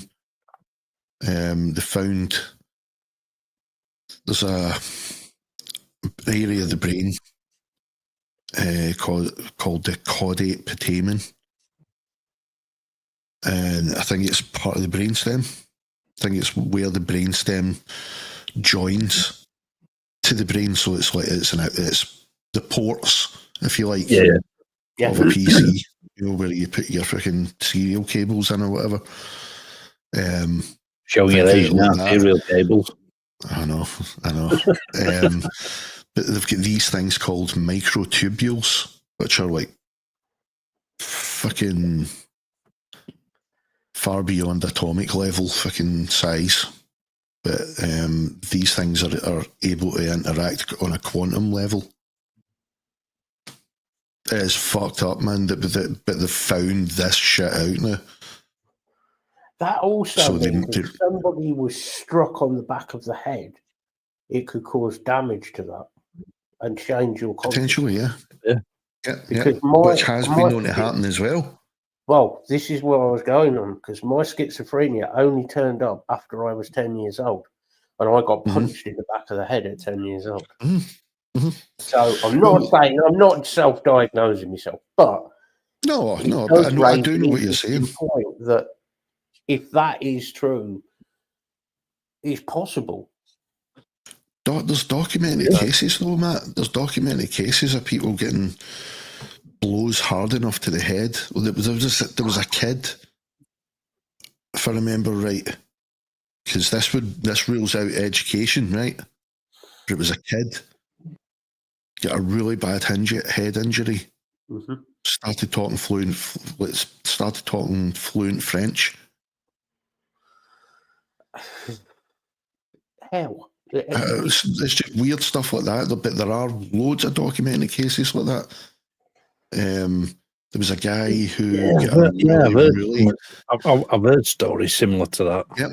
There's a guy, he gets such a severe blow to the head, he started seeing equations and formula instead of structure, where you would see a structure made up of angles, lines. Yep. He saw equations making up that mass. Yeah. You know what I mean? And it is almost like it's a computer that interfaces with something. Yeah. Well, you know, the way the brain works. Going back to Devon Townsend, see music as colours. Yeah, exactly.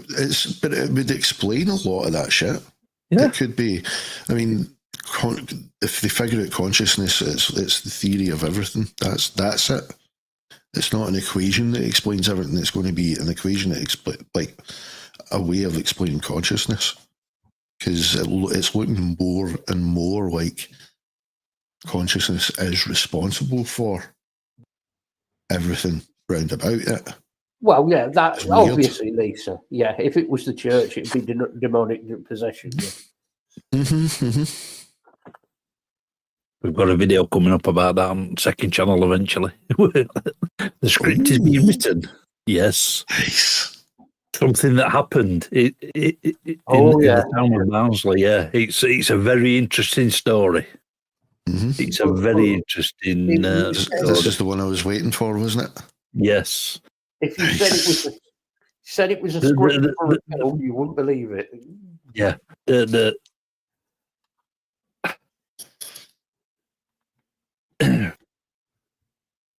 Lisa wrote a script for it like a couple of weeks back,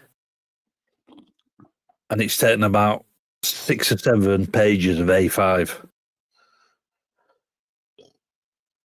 That it's a fucked up story. It is an absolute fucked up story. I like a head scratcher. Parts of it are pretty. Yeah, they're pretty gruesome. Oh, I know. I'm ready for it. Well, obviously. Yeah, nice. we'll get there. I mean, I would not put much out on Second Channel, but other stuff's taking priority. Yeah, gotcha. But looking forward to that one, though. Yeah. 11 pages of A5, yeah.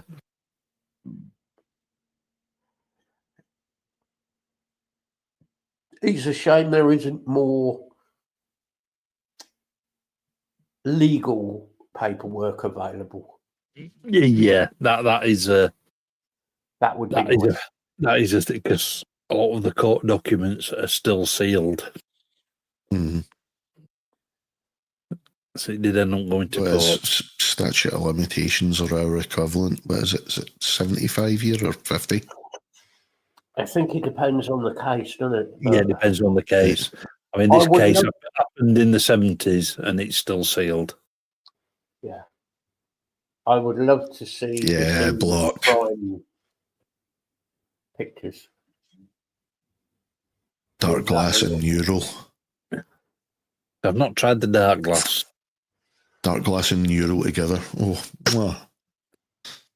I want to see the crime scene pictures from that case. Oh, fucking hell, yeah. 99? Holy shit. I want to see the crime scene pictures from that. But I think it would scar you for life. Oh, yeah, Christ, I don't want to see that shit. I don't want to see it. Because I don't know how much you know about it, G, but some of it was... A little. Ooh, yeah. I deliberately didn't look any further than what you guys have told me. It's going to be a good one. Yeah, but put it this way, it's gonna take 2 or 3 days of filming. It's not one that you can do in like 20 minutes. It's gonna. I mean, the video is going to be at least 20, 25, if not 30 minutes long. And it certainly proves other aspects that we've kind of talked about tonight, about religious aspects as well. Yeah, religious aspects, mental health. Oh, Bill, I have seen some dark stuff. And when you realise some of the dark stuff that was in the pictures was stuff that I'd actually done. Holy shit, Bill. I actually got to see the pictures of why I ended up in prison. The pictures of that case. And when you realise those pictures you're looking at and what you've done, that's a head fuck. Yep. And they still let you out. And they still release me. Yeah. Here's what a crap system we've got.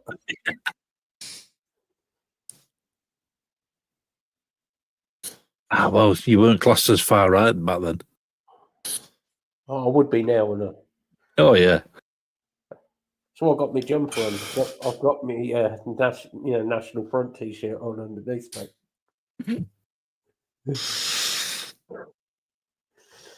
Dead Kennedys. Good name for a band. Matt's about to Elon himself. He's doing an Elon. He's doing an Elon.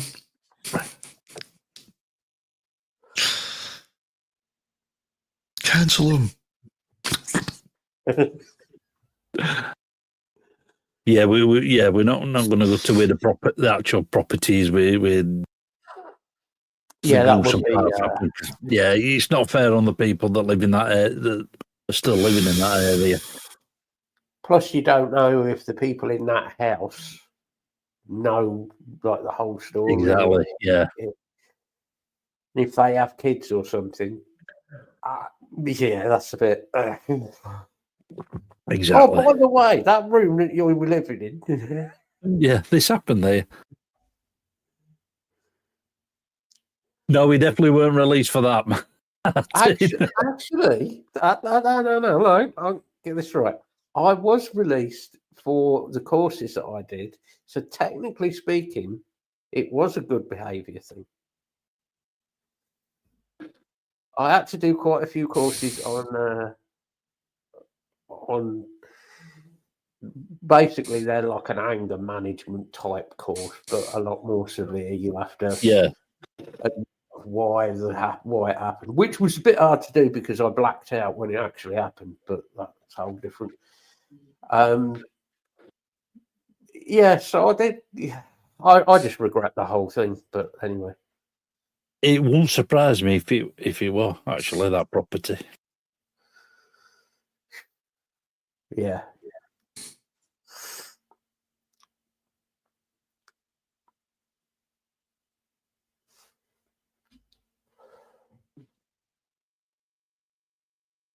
There's a lot of haunted places over here in Ireland, you know. A lot. Oh, yeah. Crumlin Jail being probably the more famous of them. Yeah. Yeah. There are a couple of places up near Dublin that I'd like to visit as well. There's a channel that we watch. It's one of these van life channels. Uh-huh. Even though they've got a house, yeah, they do the van life thing. They went to Peterhead Jail.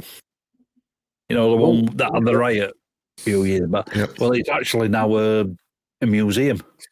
Yeah. Peterhead Jail, where that the SAS were brought in. Yeah, that might be an interesting place to go and visit one day. Yeah. Prisons are meant to be always really good for looking for that kind of shit. Is it Bodrum prison? That's been turned into an hotel.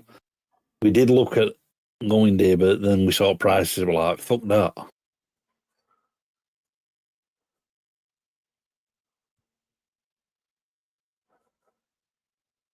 Yeah, Lake Castle, or whatever it's called. That's another one. That's down south. I mean, we've always said if we could afford it, we'd like to go to Alcatraz one year if we could ever afford it. What's the one in not Crumlin? It's not the Crumlin jail. It's the other one in East Dublin. State Penitentiary. Yeah. East State Penitentiary. That's the one that had the, what was it called? The Sugar Room or something like that. It was called the Sugar Factory. That was it. It was like a basement. They just used to chuck all the prisoners in there for, social time. That was their social interaction time. They would just throw them all in a room, but there was no guards. The guards would stay outside. So all sorts went on. Yeah, I did, Liz.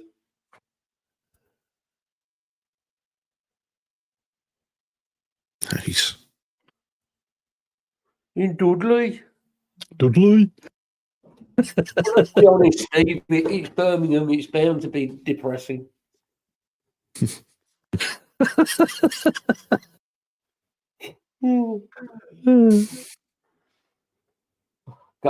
Going upset Stevie again. Not like you. There's a lot of history around Birmingham, a hell of a lot. A whole lot of history all around the fucking country, man. Yeah. I know, Stevie. I've got to laugh. Just to wind you up. Oh, wait. Do any of you guys watch any of the kind of paranormal stuff on like YouTube? Some. On beats, yeah. I've got to laugh at the Americans. We watch quite a few debunkers as well, like Beardo and Che. Mm-hmm. I'd love to get Beardo on channel, get Beardo on one of these one day, because I fucking hilarious, Beardo. Watched them a couple of times. But no, I've got to laugh at the Americans when they're like, this place is so old. It was built in the 1800s, and you're like, oh, is that right? Hold my beer. This was built pre-fucking 1000 AD.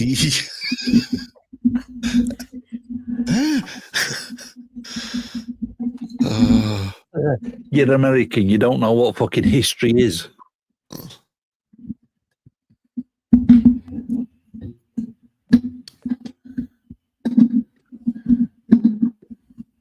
Yeah, that's right. That was the hunger strikes, wasn't it? Yeah. Yeah. That's that place is meant to be fucked up. That was, wasn't it Dartmoor that was made into the prison? Dartmoor that was made into a hotel. Don't know. Quite possibly, though. Possibly. I can't remember if it's Dartmoor or Bodmin. Bodmin.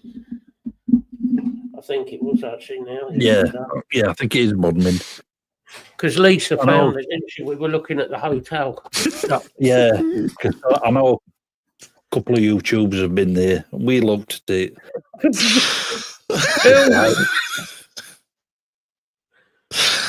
Oh, fucking hell, Bill. That's the best thing I've fucking read this year. Oh, Jesus. Oh, fucking hell. Yeah, that place, that Bodmin Hotel. Fuck me, it's expensive. Yeah. So we looked at it and then we saw prices. We're like, fuck that. Alana said to me, she said, wouldn't you like to go and stay there? I went to Wakefield. I didn't like that. I'm not going to Bodmin. Yeah, but you'll be able to get out of this one. Are you sure? That wouldn't shock me if they kept me in. I'm going to fucking stay in there.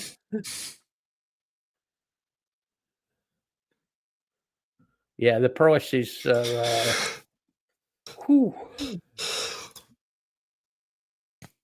If I'm saying they're expensive, to Lisa, anybody in Yorkshire...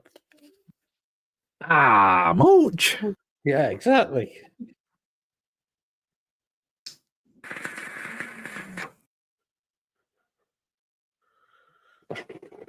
Well, they're both dead. Yeah, but they're two different phenomenons. One is supernatural, the other's just evil fuckers. Yep. Oh, no. Peter Sutcliffe. One of them is really interesting. Complications from COVID. Oh, dear, what a shame. Anyway, Block, you know, Germany, Holland, they both produced their fair share of serial killers. And... Uh-oh, that's my cue. I'm going to get a drink, guys. Getting into my favourite subject, Block, killers.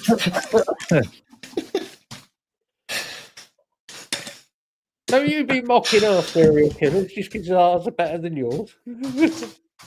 Red West knocked to death. I mean, both of them weren't fucking far from where I am. I mean, Sutcliffe were in Leeds and Bradford. Yeah. And no, Fred West were down south. I'm thinking of Dr. Death that were in Darwin. Yeah, German. Not Darwin. Denton. Denton, yeah. Armin Muse, the cannibal. Yeah. He was a strange little man, or is a strange little man.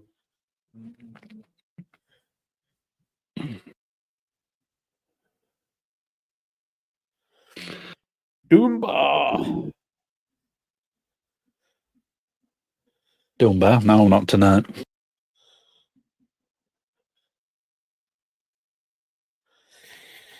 I think all countries, unfortunately. I just pronounce it as Muse. How do you pronounce it, Block? Is the W said as a V? Guarantee I've pronounced it wrong. Aye, Denton. It's basically the same place.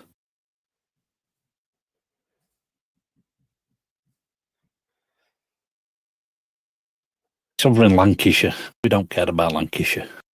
Well, you see, that it's evil. Yeah. Build that fucking wall. Escape from Manchester. So it's Vice. I'm in Vice. I'm not putting my arm in no vice. I dread to think what he put in Vices. Christ, yeah. He definitely put these. He tried cooking certain parts of the bloke's anatomy. That's all I'm going to say. Apparently, he overcooked them and it was inedible.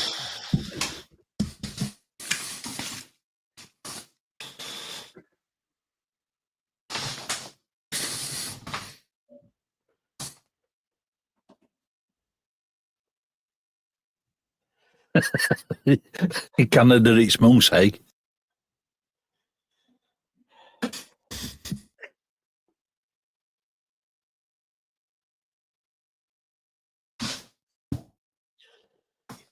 Yeah, the least said about the Moors murderers, the better.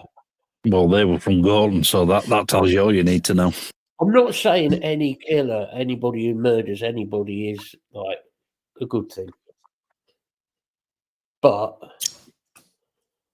the Moors murderers should have been gotten rid of. Undrawn and quartered. The pair of them. For what they did. And then to let that poor woman go all those years not knowing whether her son was buried. Yeah. That is the epitome of fucking evil in my eyes. Nah. That's yeah. He knows where he fucking buried that body. He fucking sprung them. I mean, you're not going to find much anyway, are you? No, not now. I guess they'd still rather know for sure and have. I suppose it would be have the body. The memory, Yep. Have something. Leave the body committed to the ground respectfully. Yeah.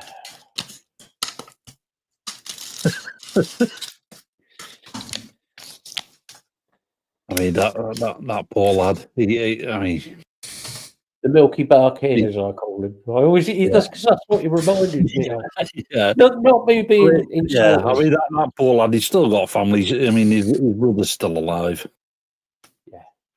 Yeah, but he destroyed the mother, didn't it? I mean, absolutely. Oh yeah. But it Winnie. Winnie, Yeah. But she was still out campaigning, wasn't she? Yeah. Until the day she died, she was campaigning, bless her. Yeah.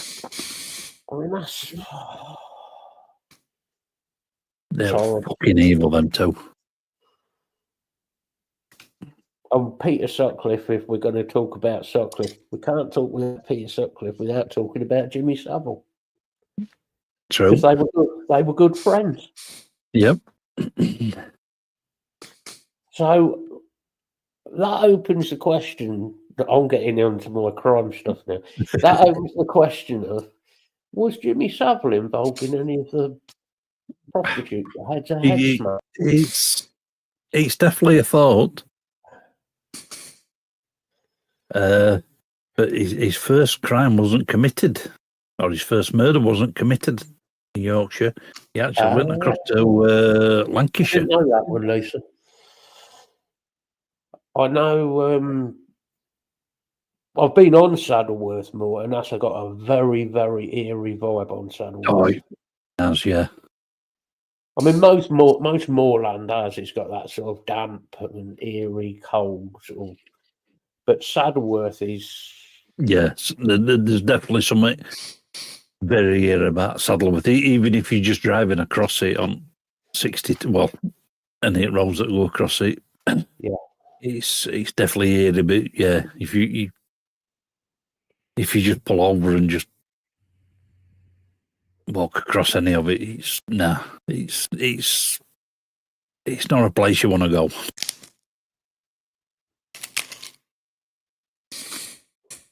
yeah, I totally agree with you, Martin. They should bring it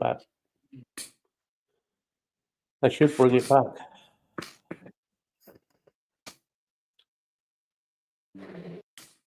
It's eerie at any time of day, Bill. Especially when you can prove properly now, without shadow of a doubt. Yeah. You know, if there's genetic evidence involved in the guy, you know.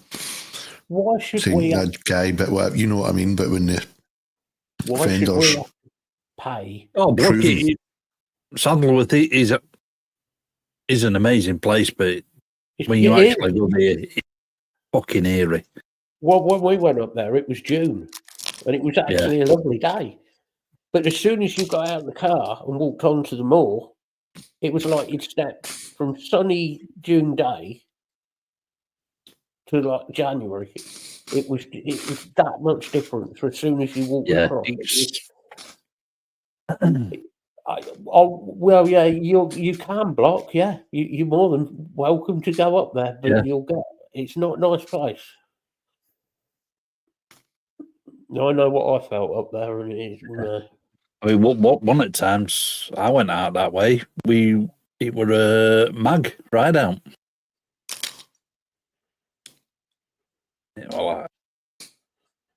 Son of a bitch. I resemble that remark. And while we're on about Martin want to bring back the old black hat and hanging everybody, I agree. Which I agree with as well. There's definitely some that need to be hanged. All of these people that are in prison, and like you said, can now be proved beyond any shadow of a doubt somebody's guilt. I would like the first candidate to test the rope to be a Mr. Ian Watkins. Yeah. And I will pull the lever. I'd quite happily join you. While I'm doing it, because how can you keep somebody like that living? Because he's never going to change. Yeah, at taxpayers' expense. There are people in prison who've done things and done terrible things, but they got a possibility that they can change. The guy who I was celled up with, he was a double cut A and murdered 2 people. But when you hear why he murdered 2 people, that's a whole different story. Because some people gave his daughter, who was 14 at the time, heroin. And he took things a little bit far. But mind you, they'll probably do the same. Yeah. Still to this day. Exactly, Lisa. It would save taxpayers a lot. And it would get rid of those, because Ian Watkins was still doing certain horrible things inside, wasn't he? Hey up, Hanky. Hanky, how you doing, bud? He's trouble, Hanky, How's it going, Stevie? Yes, there's definitely a few prisoners that need napalm, shall we say, and ending their lives. Yeah. Mr. Watkins is definitely one of them. Oh yeah, sorry, Martin. I forgot about. You said about that before. Yeah, that wasn't in any way directed at you, Martin. By the way, I'd forgotten. To be honest.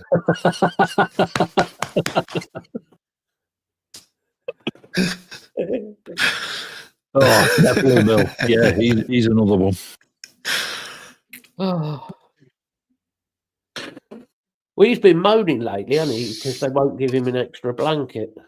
Oh, bull fucking hell. I would, over his head. Yeah, I'm his fucking neck. Evening, Goldrake. How you doing, bud?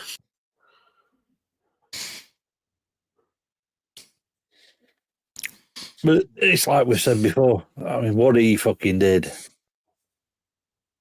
fucking hurt the rest of the band. I was never a big fan of them, the band. Yeah, I'm never a big fan of them, but the rest of the band should have been able to continue under some other guys, if you will. They were never ever going to be able to get away from that, though. So no. Did you hear what I would now see. Be honest. See, if I was one of those guys, I wouldn't even want to bother anymore after that. Well, he's not just wrecked his life, has he? Which I don't give a fuck about. It's tarnished everything that he'd done with that band and leading up to that fucking point. When somebody finds out they were in that band, what's the first thing they're going to mention? Exactly. Every fucking time, and that's not fair. Yeah, I mean, he said about changing the name, but it's not going to. They're never getting away from it because changing name, go to a different band, change the name, whatever, go out there, play. Folk are going to recognise you, and like you said, it's the first thing they're going to ask. Yeah. Do you want to hazard a guess when they actually got into his laptop? What his password was? I have heard this, but yeah, I have heard this, and it's not nice. It's IFU kids. That's it. Yeah, that was his password.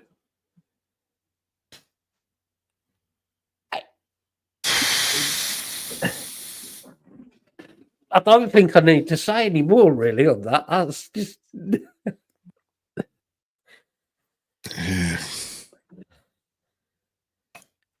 For me, Bill, they were never a band that were on my sort of wavelength. That just for me. But I get that they were very popular with a lot of people, and that's cool. Yeah, I mean they were popular in the early 2000s. They had a fairly huge following, yeah. Yeah, and it's a shitty way for the rest of that band. Yeah, Kids with the Z. Lisa's been watching videos again. Yeah, we've watched plenty of videos on that fucking evil motherfucker. Yeah, and the more you hear about it, the more fucking angry you get. It just As fucking Phil Anselmo once said, give me fucking 5 minutes alone with him.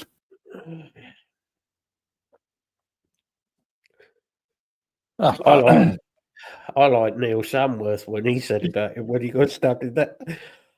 It's okay though. Unfortunately, he survived. Oh fucking yeah, Neil Samworth's video. You pissing yourself. That's exactly it, Martin. Yeah. Exactly. There's been a lot like that, though, hasn't there? Rock stars over the years. It's always been the vice that gets them down, though. It's just fame just magnifies the vice because, like you said, they're able to and they feel invincible, protected. Yeah, that's true, Bill. Yeah. Oh, what was his name? A certain Mr. Glitter, the bass player out of Saxon's apparently been in. Yeah. Done it. An ex-drummer from Judas Priest has been accused of it as well. There were allegations against somebody from Saxon as well. Yeah, the bass player. I can't think of his name now. Steve Dawson. Steve Dawson, yes. Well, I was really shocked with that one. I really was. Yeah. But it just proves you never know, do you? Yeah, With these I think that's why fucking Oliver kicked him to the curb, Graham Oliver. Yeah. And you can't blame him, really. Well, what? I wouldn't want to associate with anybody like that. No, me neither. Couldn't. Just, no. Oh, it won't happen again. I don't care. Really? Steve Tyler. Oh, yes. Yeah. Holy shit. Steve Tyler married. Was it married, the girl? I don't know if he married her, but I know they were dating for a good while. And she was well underage. Yeah. Well underage. He had some arrangement with her mother. With the mother, yeah. Fucking hell. Vince Neil is another one. There's allegations against Vince Neil now. I knew about Jerry Lee Lewis. Yeah.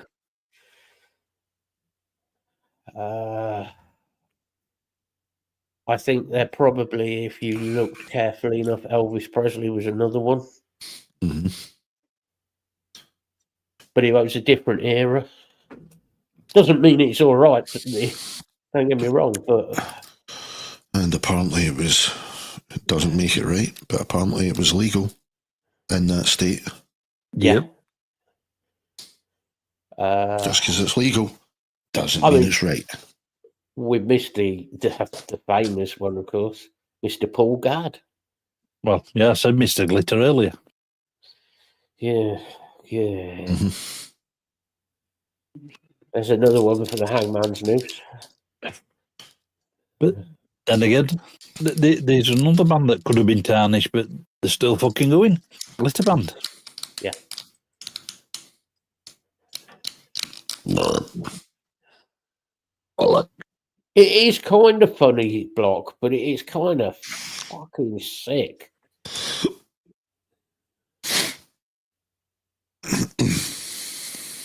Hey, what, Bill? Yeah, that's what I mean. Yeah, it was legal. Yeah, but 14. As I said, though, it doesn't mean it's right. Nope. No.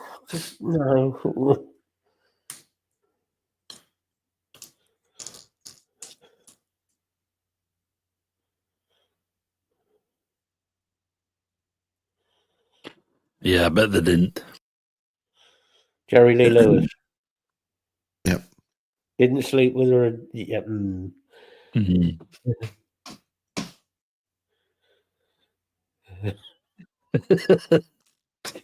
I expect nothing less. Exactly, Matt, yeah.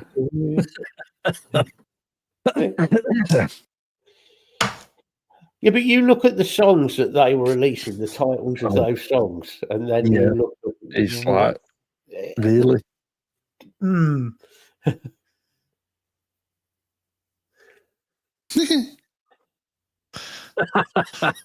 Yeah, exactly, Bill. Oh, God, don't bring religion into it again, Bill.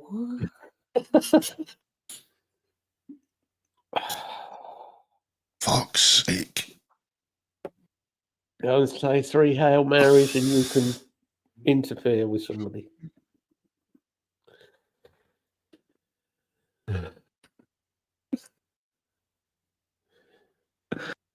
For the Father and the Son and into the Holy Ghost.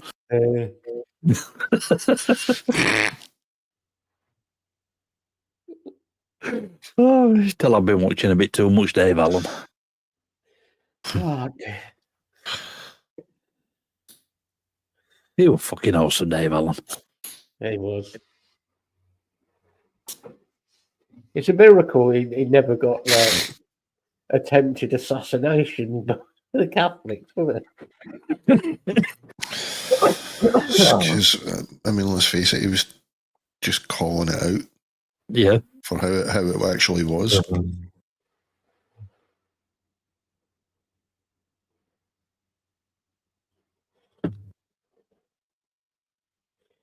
Oh yes, yes, You, yeah. You buy indulgences.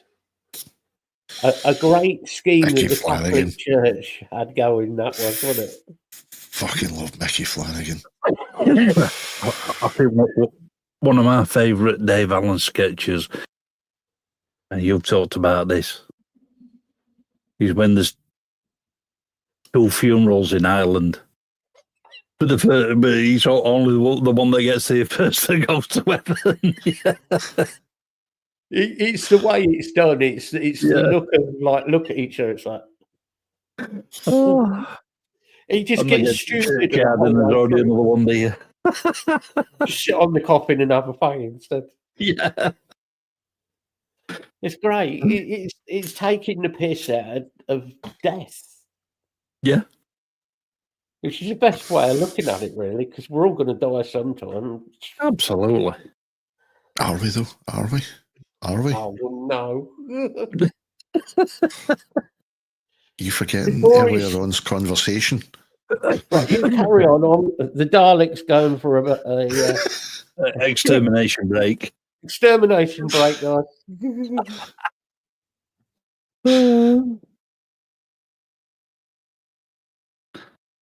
Exactly, Bill. 2-man enter, 1-man leave.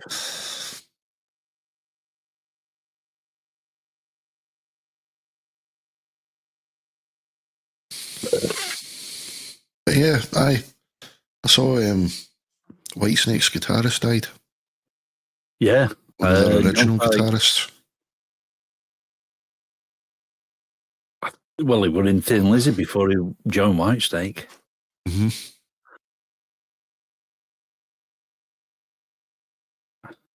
I have got that album, Thunder and Lightning. Good album, that. Thin Lizzy? Yep. Aye. Thin Lizzy were really good, though. Couldn't fully appreciate them until I was a bit older, but yeah. I've always liked Thin Lizzy. It was when I was a kid, you'll know yourself, they were on the radio quite a lot. Yeah. So it was just background music to me. It didn't grab my attention. It was just background.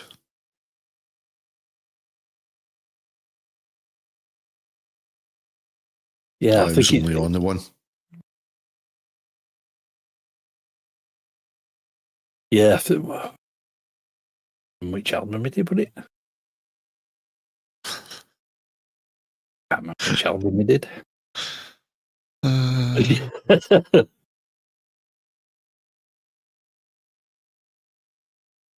have such envy for 80s David Coverdale, but for different reasons. Tony Kitten. Which is... Huh? Miss Tony Kitten. Aye.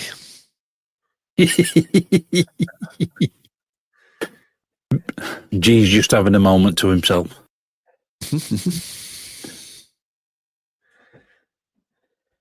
I know. Phil Lynott, imagine what he'd have been doing. No, yeah. If he'd have carried on. If he had more time. What or who? Phil Lynott. Imagine if he hadn't gone and had more time to record some new material. We had new material, didn't we? Yeah. That's what I mean. But I'd love to hear what a lot of musicians would sound like nowadays that are no longer here. How about Rory Gallagher? I was we were on about it earlier. Stevie Ray Vaughan. Stevie Ray. Hendrix. Well, he might not have been around even still now. No, might not have been around now, but he did. He'd have been interesting still. Yeah. You mean the CIA would have bumped him off later? Yeah. Jim Morrison, yeah. Crash, yeah. And I think Morrison had gone more back into his poetry. Yeah, probably. Janis Joplin. Never liked her. I like Janis's voice. That was one screwed up individual. Oh, she was. Yeah. Mama Cass. Yeah. Died by ham sandwich. In the same flat that Keith Moon died. Yep. Keith Moon. I'd love to have known what Keith Moon would have done. But I think he was on a self-destruct mission. Yeah. Same as Oliver Reed. And Oliver Reed wasn't a stupid man. Oh, Christ, no. He was very intelligent. Of course, another one. Cliff Burton. Yeah. Oh, Cliff, yeah. Yeah. Lars, why did Can you tell you one thing? Yep, that's one thing that would have changed. Lars, you're a good concept man, but you're still out the band, I'm afraid. Sorry, Lars. Going to get someone in that can play. You know these posts you get on Facebook where they put Bonham, yeah. Like fingers up or a love heart for which band you like. Somebody did one the other day comparing Metallica and Motorhead. That's been banned from the group now because of what I said. I said it's simple. I said there wouldn't have been a fucking Metallica without Motorhead. I said they wouldn't have fucking existed. Well, how can you say that? I wouldn't just fucking have you, moron. I said, who do you think Lars fucking copied? I said, go back and listen to fucking a lot of Metallica stuff and you'll just hear Lemmy. I said, Lemmy can blow them off with one guitar, could blow them off the fucking stage. So sorry, you're talking shit. Oh, I'm totally with you on that, Martin.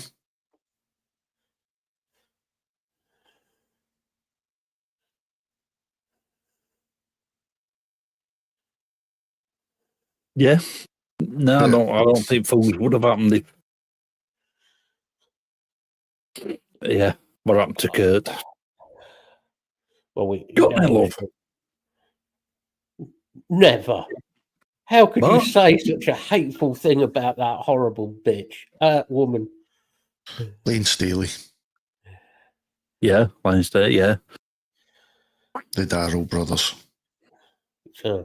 No, it was relatively recent, but still a good block of time there that they could have been doing some fucked up shit, man. Do you know the worst thing is when you just said, and it's a lot longer than you think when you look at the date when it happened. That's what I'm saying. In music terms, that's a long time, man. I caught myself doing this the other day. It came up on something, when Don went, was murdered, sorry. I'm sorry for the upsetting him, but when he was murdered by that fucking... Well, they were murdered. Yeah. We're not sure, Bill. The jury's out on that one. And I'm sorry, but...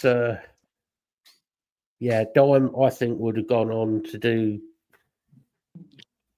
Jesus. Every time he done something on an album, he changed guitar. Yeah. He done something different. From song to song. I mean, I know Lee's a massive Dime fan. I am. I think we all are, but it's like you say, it's the way he got to a point and you think, fuck, that's amazing. And then the next record came along and it was like, holy shit. That's even fucking better. What the fuck is he doing? Yeah. It's like it's almost like as soon as he'd finished recording or doing a tour, he just locked himself away in seclusion and just done nothing but play. Yeah. I mean, the first time I heard Cowboys from Hell, were like, holy shit. Yeah. What the fuck is I remember that? the first time I heard, see just that opening fucking Psycho Holiday. I was like, what the fuck is that, man?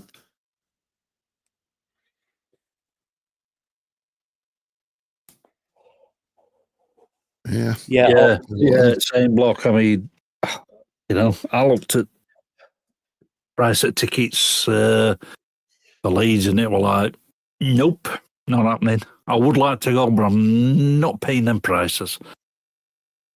Yeah. Bill, 125,000,000%. Yeah. I would love that to happen in some magical world, but I was lucky enough to see I'm saying, look, I did get to see the original banter. Well, not original, but the classic lineup, shall we say? I was lucky enough to see Motorhead quite a few times over the years, and I'm grateful for being old for that reason. So I'm grateful. I'm happy.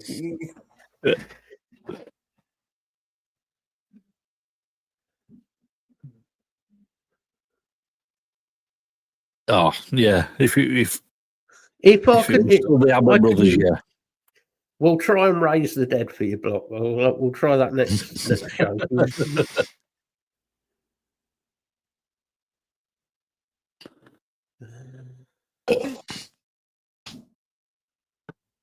I've lost some real fucking great people over the years. Yeah. I mean, if you go back a lot further, Bon Scott. Yeah. I'm actually I'm kind of pleased that Brian came into AC/DC, not for the reason he came in, but no, I think Brian's done a very good job in AC/DC. But I'd love to see what would have happened with Bon. Well, yeah, where they'd have gone.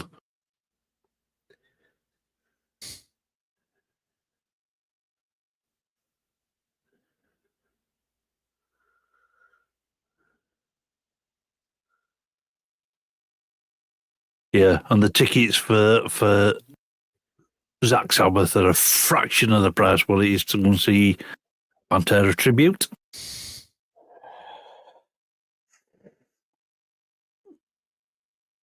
Hey, you could go and see Metallica and pay £300 for a ticket. Fuck that.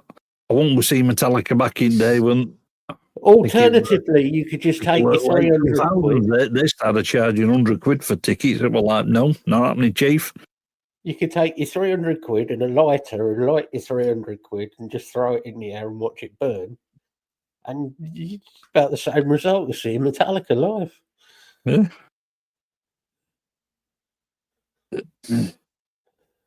So, tickets for Zach Sabbath, yeah, £28.50. Plus all booking fees and blah, blah shit. Yeah, but that's a bargain, mate, really. Phil Campbell is phenomenal, Bill. Oh, really is. We saw Phil Campbell a couple of years back. Phil Campbell and the Bastard Sons. Yeah. And great. Yeah, on that tour, they were doing a Motorhead tribute tour. But I like the fact that the singer weren't trying to copy Lemmy. He was still doing his own style. Well, he said that, didn't he? He said he refused to try and copy Lemmy. It just wasn't going to work. Nobody could copy that. I'm with you on that, Lisa. I've seen BLS once. That was Ozfest 98 at Milton Keynes. Before Zach had he just had stubble then. Okay, no, that was a week or two ago. Yeah. Oh, yeah. When we saw Maiden for $5 a piece, that was fucking awesome, that.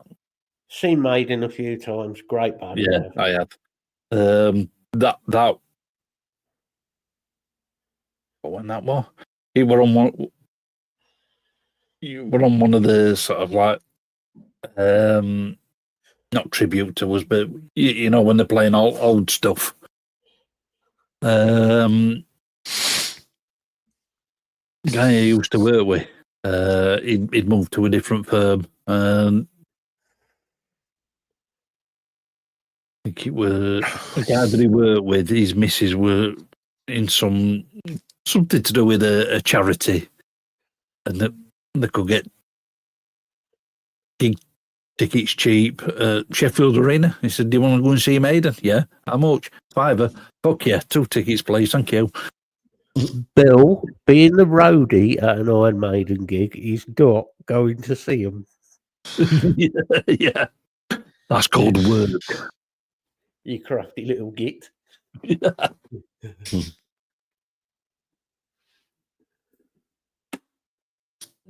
First time I saw Maiden, 86, somewhere in Time Tour. No, no, it's Steve. Night, Steve. Sleep well, our Catch you little later, brother. buddy. Sleep well, our little brother friend. Don't forget to tuck the parrot away in his bed. I think he should have Jasper on his shoulder. Oh, you know. Oh, I love Good Jasper. He's a beautiful dog. He's so funny. Well, how did you get in cheap in 1980? What were you doing? For the hammer, probably. What or who were you doing? He was doing Billy's in uniform. special favours for the band. Oh, fucking hell. Dear.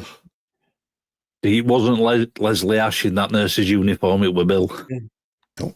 It'd be like Ronnie Corbett, for fuck's sake. Short hairy legs sticking out the bottom.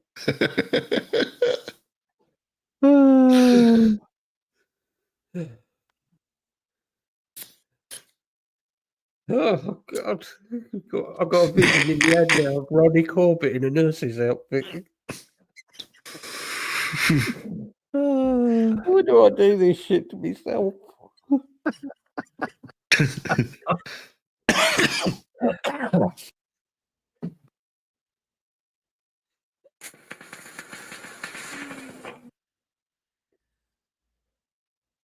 Concert tickets were only £4 and a packet of fags were 72 pence. So you should be, Bill. You could get fish chips and peas for £2. You could go out on a tenner and still have £3 and be pissed when you came home, mate. Yeah. Oh, you know. Yeah. Oh, back in the days where you can go out with a tenner, come back with a fiver. Fucking Don't hell, be go out rat with a tenner now, you might get 2 points if you're lucky. Yep.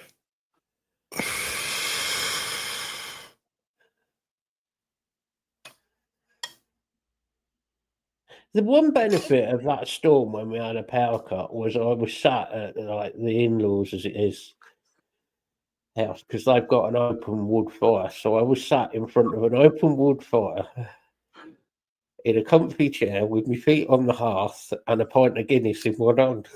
Well, It's the I simple thought you were things, going to isn't say it? It's the simple things. Peter Tyler on Sunday. I was quite happy. It's not the worst way to spend an evening. Yep.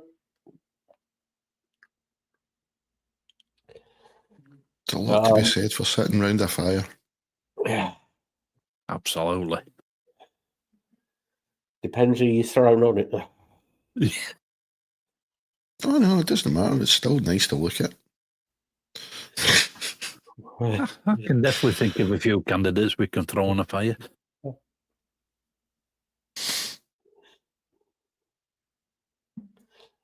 Martin's admitting he's friends with journos. We have to be careful. Oh, yeah, always say.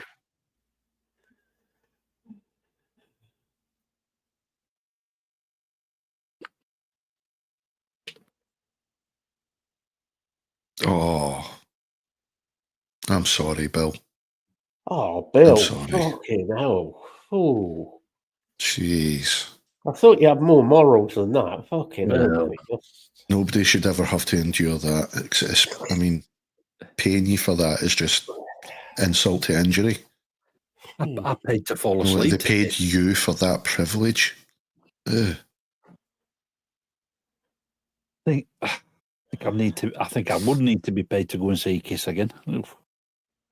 I'd need something to keep me awake because last time I fell asleep. You know. Yeah, you, me, and Bill were at the same fucking gig, and all three of us fell asleep when Kiss came on. It's good going, that, isn't it? That just tells you all you need to know.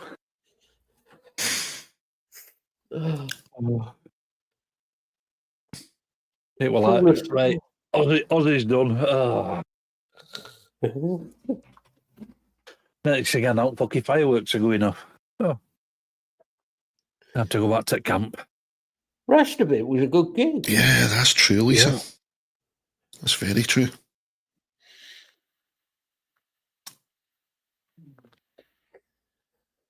Yeah, we're a good gig that year.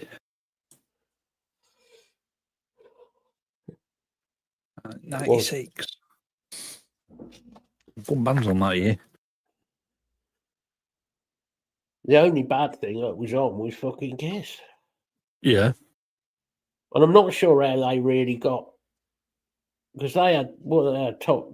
No, they didn't have top billing, did they? Yeah, they did. They did. Ozzy went on before Kiss were on last that year. That's right.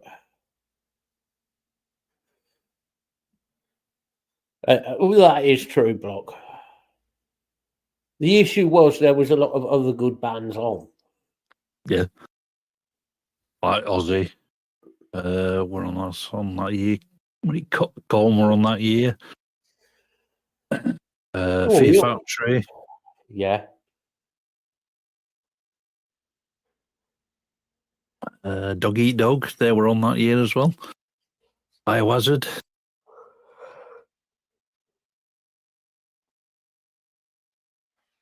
Look, you seen Dino from Fear Factory without his shirt on. Oh, Jesus.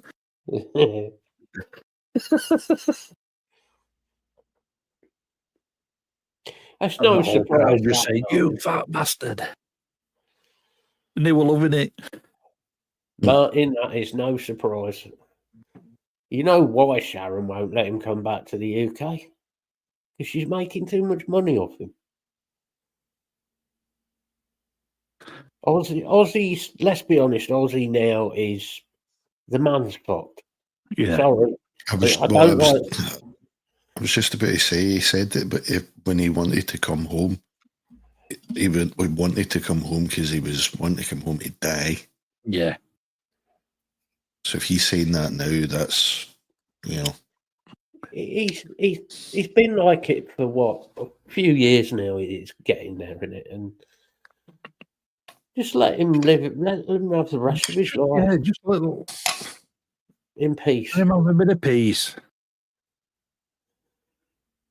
Yeah, Dog Eat Dog sing them a couple of times. Both with Biohazard. Everything that's been happening in America recently though must be scaring the guy as well, so can't blame him for wanting to get out of there. Yeah. Well, Ozzy always said he wanted to come back, didn't he? He wanted to come back to the UK. Because I don't think he really likes America. Yeah. Yeah, that was a sight to behold. Oh, the lead singer from King Parrot. He's a big lad. Unfortunately, you know, everybody knows Ozzy's at the end of his life, and it's sad. Yeah. It's a miracle he made it this far, bless him. Yeah. I mean, just trying out loud, Sharon, just let him enjoy what little life he's got left. She won't do that. No. You wait till he goes. You wait. She'll be doing tours and book tours and all the stories will come out and all the bullshit and I mean, look what she's like with the rest of Sabbath. Yeah. Fucking controlling, she's off her head. She's like her dad. Well, that's it. She's an ad, and what do you expect? He was an evil cunt. Uh-oh.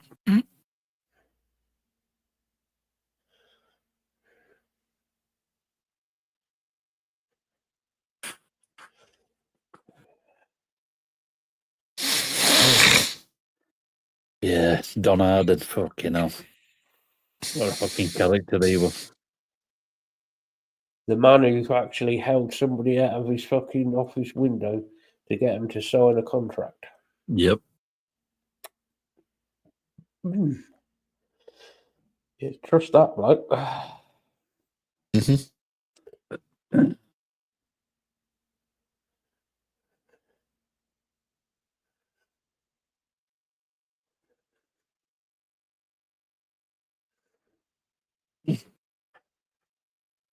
Well, born in Aston.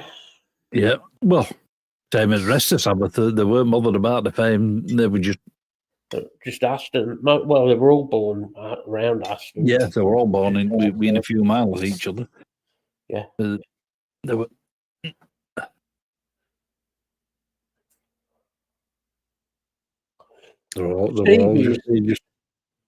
Stevie was telling us the other night when he used to go in a pub near him. His Geezer Butler used to come in there every fucking so often to see his son because Geezer Butler's son was playing in the band. So Geezer was telling everybody that his son was on. So they're just down to earth lads, most of them. Of course they are. Oh, Sharon she is so controlling and so scared that somebody might get some more than she gets.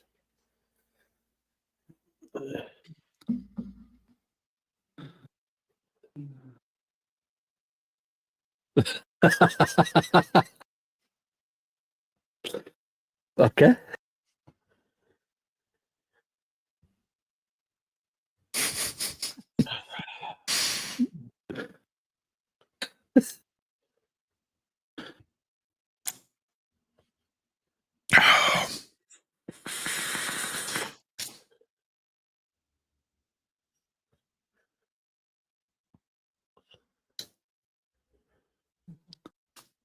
Oh, speaking of Glenn, he's put quite a few videos now. Yeah, it's good to see, man.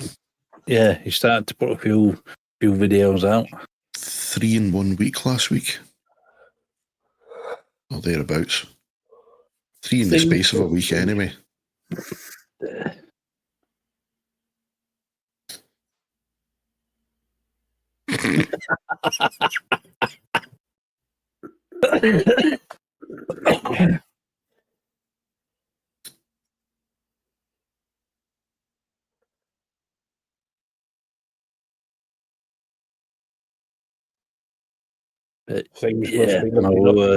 I know he's started putting a bit more content out now. Good for him. I think it'll do him good actually to get back into working. Mm-hmm.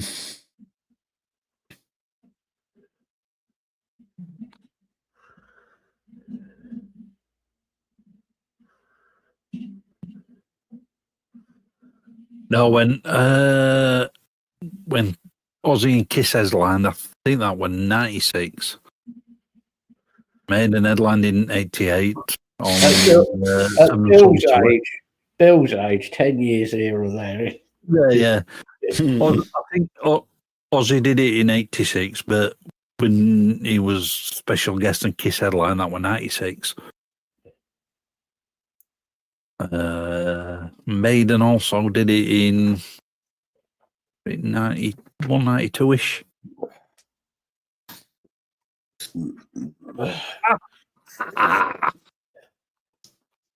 Hell yeah. Bollocks to me. She's bought fucking 10 of them fucking things. Fuck me, he sends in one. I'm under strict instructions not to touch that. I'll have it. I've got to go into a diabetic coma. Yeah. I'm not driving her around when I'm not here. 4 times today I've had to sit in the car to bring my blood sugars up. Fuck. Shopping took 6 hours. My dad kept phoning, panicking because we weren't there. Oh, yeah. So, yeah, I need a solicitor because that bad. Yeah. So he had this stent put in to get rid of kidney stones in March 2023. The life of a stent is a maximum of 6 months. It wasn't removed in time, and it started going all atrophy. What they called encrusted. So effectively, the only way I can describe it is the stent started becoming one big kidney stone itself. So they couldn't remove it. It had to have surgery. But the consultant that said it needed surgery forgot to write notes and refer him for surgery. Hence why we are now in January 2025 and it's just been done. But whilst we've been waiting for this surgery, and remember it was cancelled in November for this surgery, he's tried to take he's blasted the stony parts, tried to remove the stent, and it's just disintegrated in his urethra. So he's had to leave half of the stent in there because they tried for 4 hours and couldn't get it. This is an operation that should have taken about an hour and a half. So 4 hours later, they gave him a bad job, put another stent in. So they've gotten rid of half of the stent, left the top half, and put another stent in there because he's now got another kidney stone that can't escape his kidney because of the encrusted in stent. So it's stuck. So, yes, I was just saying, Matt. Yes, it's that part. Yep. Fuck. Yes. So yes, my dad is extremely upset because of obviously my blood sugar problems. We didn't get there until much later than what we anticipated getting there, so we thought we'd left him and got even more upset. And I feel awful for it, but I can't drive and my blood sugars are still low. So yeah, we're in a bit of a state. That's why I need a solicitor. I need some advice because I do think this is medical negligence at the very least. Yep. I don't know about it from a legal point of view, but in my head, I would agree. From an ethical point of view, absolutely. If we go back to March 2023 when it was put in and it's got a lifetime of 6 months, the surgeon that put it in automatically makes an appointment for 6 months later, so September 2023. However, what they're supposed to do is bring you in earlier. He books that appointment as a fail-safe. They're supposed to bring you in earlier and then cancel the fail-safe appointment. We didn't get an earlier appointment, so we went in on the fail-safe appointment, and that's when they discovered that it had all gone crusty. So they've known about this since September 2023, but that particular consultant forgot to write notes and refer him for surgery. How can you forget as a... You're getting me fucking right now. From September That's what I was saying, Bill. 2023, It definitely from an ethics point of view, it's illegal. So from September 2023 to, I think it was June last year, I took him for his cystoscopy for follow-up on bladder cancer that he had a few years back, which they check him every 12 months. It's just basic follow-up appointment just to make sure that everything's still cancer-free. And I spoke to him and said he'd still got this stent in. And it turns out that person was the surgeon that put the original stent in. And he went absolutely barmy at that point. The poor kid that were assisting, I think he were only a student, didn't know where to put himself. This surgeon was absolutely ballistic. And he said, leave it with me. And he put it down as urgent. This is in June last year.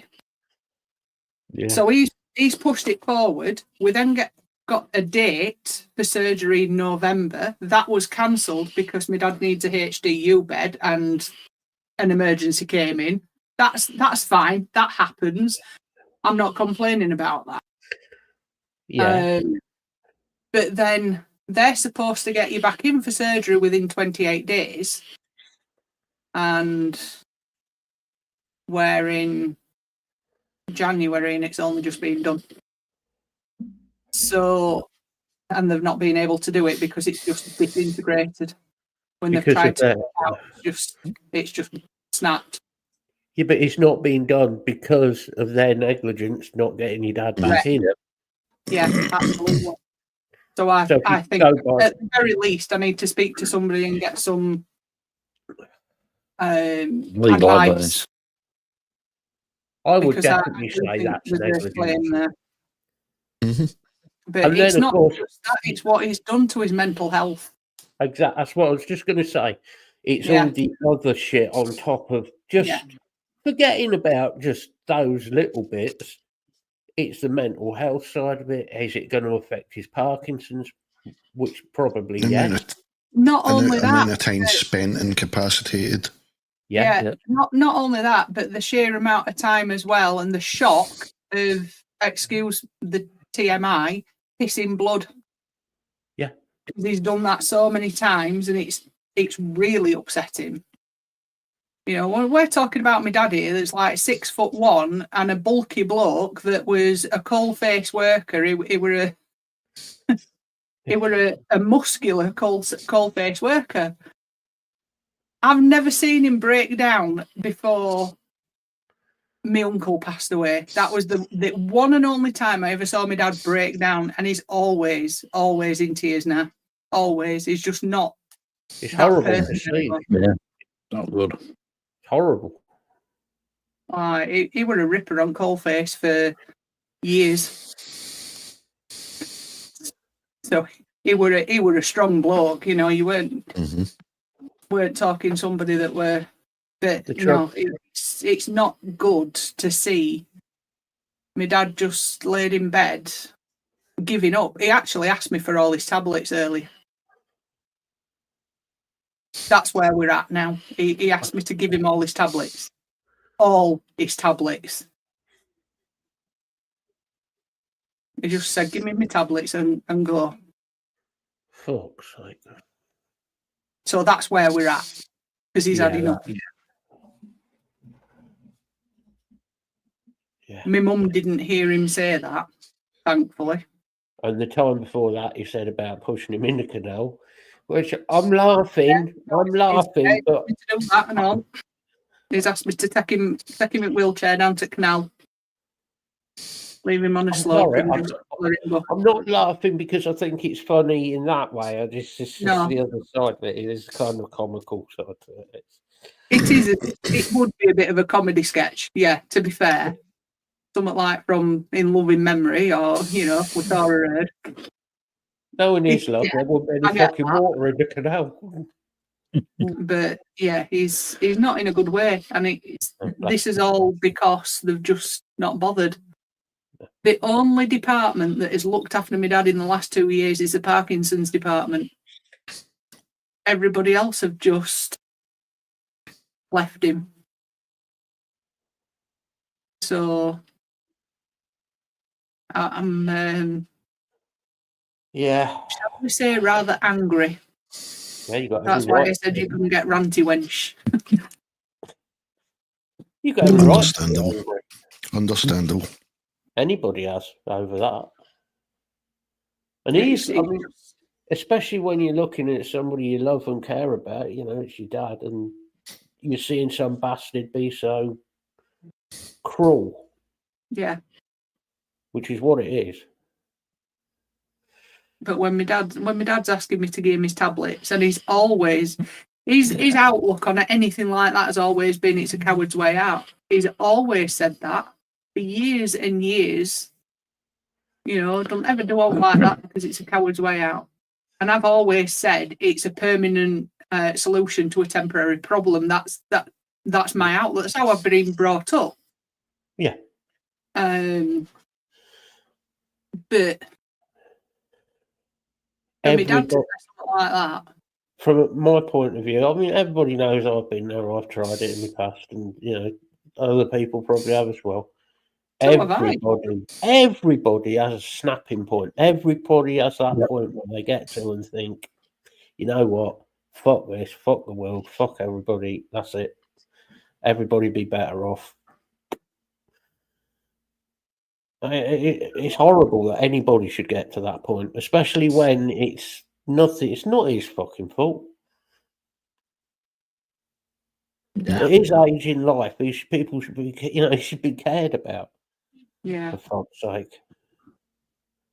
I mean, the good news is from today, if we can draw some good news from it, he's no longer on HDU and he's been moved onto a normal ward, which means his stats are absolutely fine. Good. His blood sugars were quite low yesterday. They were down at 4.6. Yeah. Managed to get him back up to 5.5, but he's still not eating properly. And I'm worried about that because that, if he's not eating, means he's trying to give up. Yep, you're right, Bill. It does. It's very true. So it's not. Nobody should ever be in that position, really. Not in the world we're in now. You should be able to talk to somebody. You should be able to get help somewhere and never be in that position. Oh, we know that, Martin. Read anyway. Blind as a fucking rat.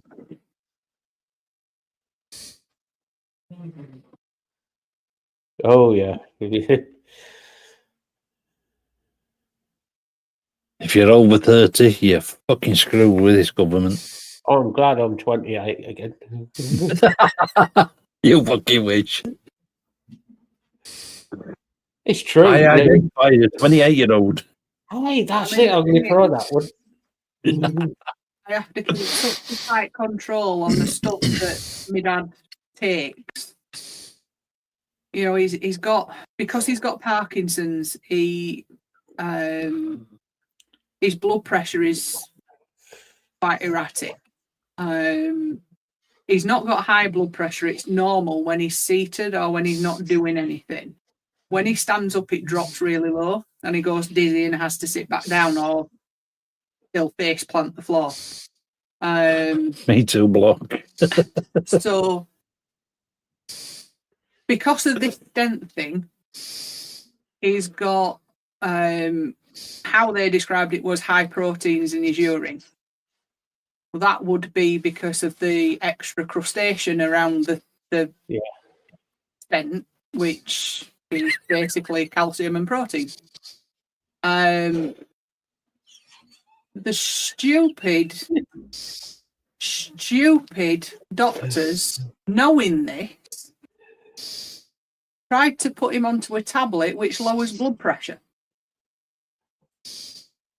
And they didn't actually phone us up and tell us that they were sending this. I remember you saying now. It just turned up. No word of what this tablet was for. So when I've researched it to find out what it's for, because my mum's got high blood pressure, we thought that they'd made a mistake and sent it to my dad instead of my mum. My mum were expecting tablets for blood pressure. Yeah.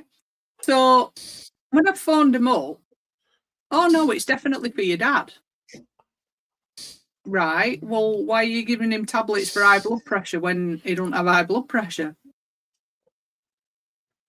They're not being prescribed for high blood pressure, no, but that's what they do. They lower blood pressure. So basically, you want him to lower his normal blood pressure, which drops low when he stands up, to dangerous levels.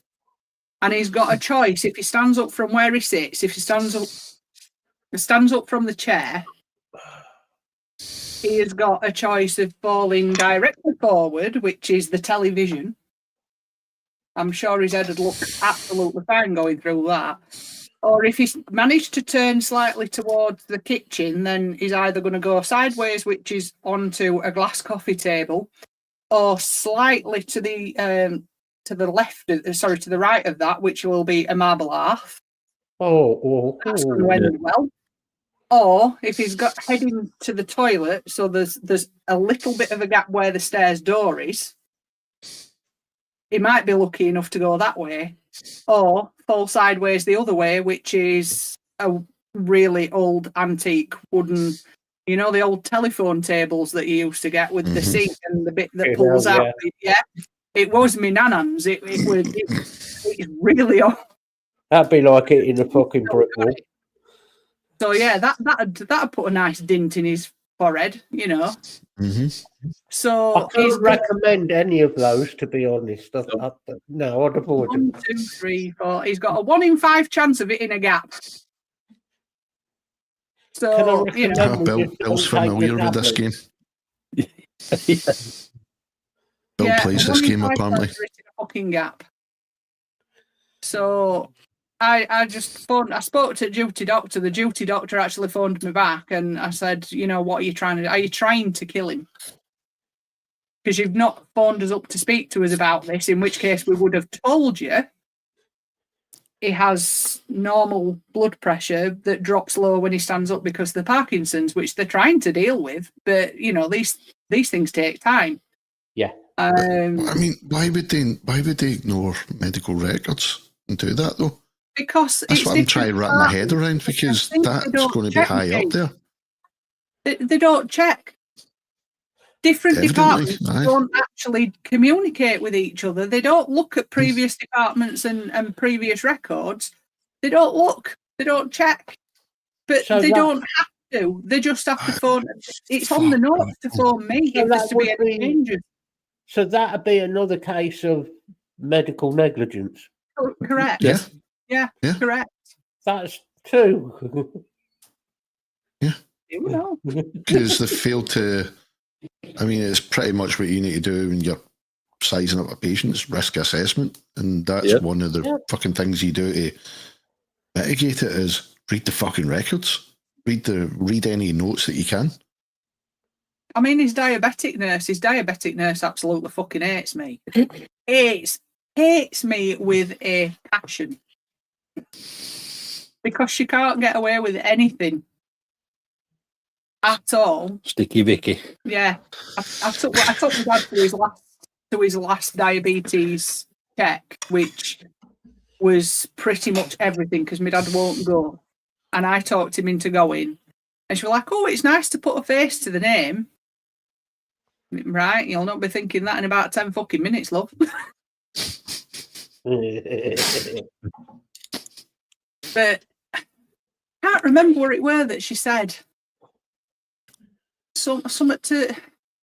It was something to do with his legs and feet, because obviously as diabetics will know, Bill will know this, and any other diabetic, myself included, you've got to take care of your feet, because that is the first place that starts to go really wrong really quickly. Steve, you know this from Steve. Sore point with Steve. His leg dropped off.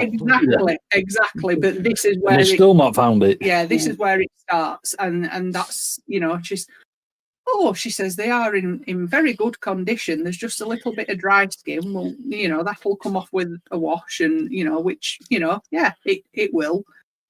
And she said to me, Dad, she says, "Who takes care of your feet?" He says, "My daughter does everything." "Oh, she's a very good nurse, isn't she?" I said, "Don't you know it, love?" Like, she was trying to put him on. Just be careful, you'll get Bill excited here. That word again. No, Bill. No, you wouldn't want to go there. Trust me, you wouldn't want to go there. But yeah, she's one of these. I call her Little Hitler. Basically, she was trying to put me dad a few years ago on. I think the only one that was actually allowed in this country at that time was Ozempic, and it was when it was brand new to the market in the UK. So quite a few years ago now.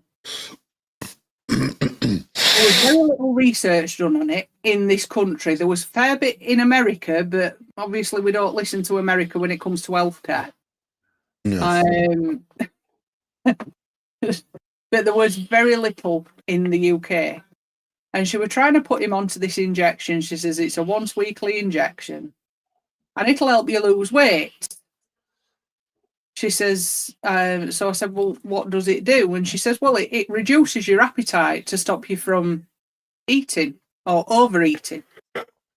So I said, but my dad don't eat a lot. He's sedentary. He doesn't do a lot of exercise. That's because of the Parkinson's.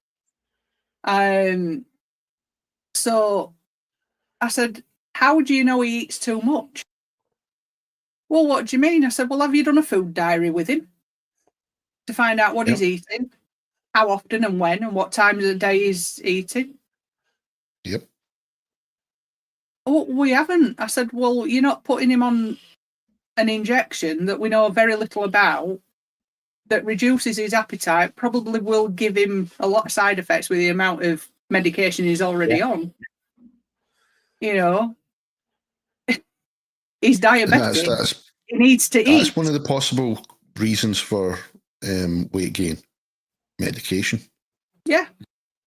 I mean, he's on Mounjaro at the moment, and he has lost weight with it, but he's also lost any enjoyment of food, and he's eating very little. So now we've gotten to a point where his blood sugars are dropping too low. Yeah. So I'm now, well, I've taken him off his glycoside, which is under, doctor's instructions that if it drops to a certain level, start reducing that anyway. That's the one that he wanted to reduce. The doctor in the hospital has actually taken him off his metformin as well while he's in the hospital, because otherwise his blood sugars will drop to hypo levels. So we'll just have to monitor that when he comes out of hospital. But it's like, why would you put some? It might be a case of taking him off the Mounjaro, to be fair, if it's dropping him to such a level, if he can't eat enough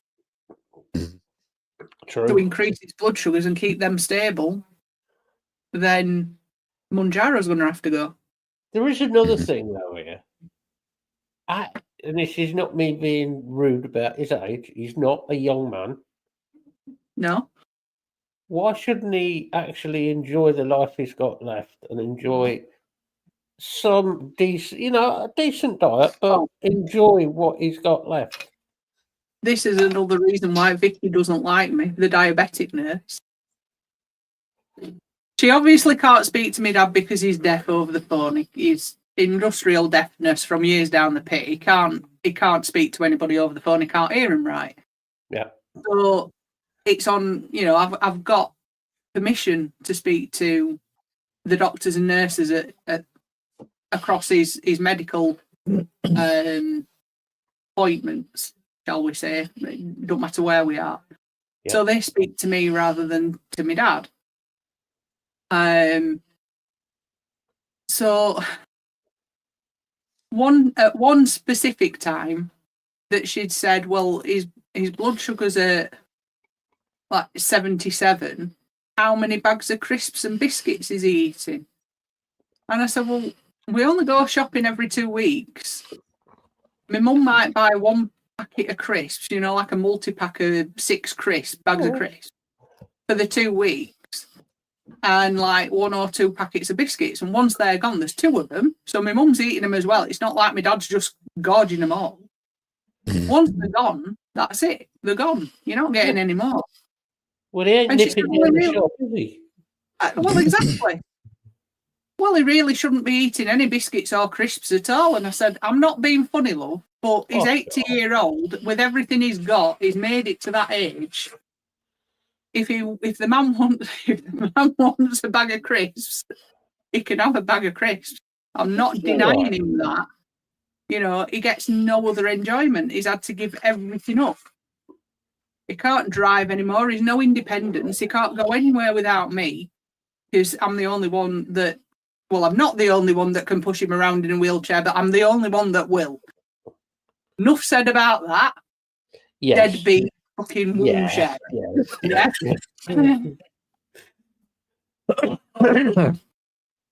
We are still alive. Yeah, we are still live. I don't know, but I did warn you. I pre-warned you. Ranty wench. So yeah, I'm the only one that will take him anywhere or, push him around in wheelchair, take him to his appointments, because apparently womb sharer is allergic to hospitals and can't do that. Well, he can't drive anyway because he's useless. He's allergic to fucking hard work. He's allergic to anything that don't benefit him. I don't know. End of. I can't say I like him. I can't say I even love him. No. He's gone.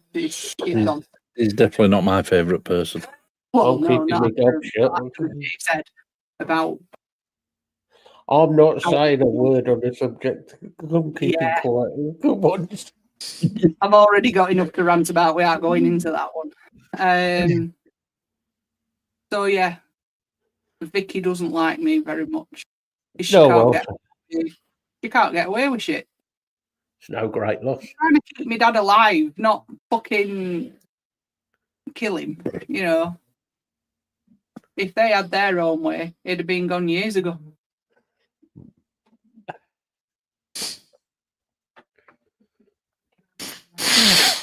No, if absolutely necessary, Lee would help me out. There is no, if I was struggling, or if, for example, with my blood sugars doing what they're doing, if the DVLA turned around tomorrow and said, we're suspending your driving licence until it's under control, Lee would help.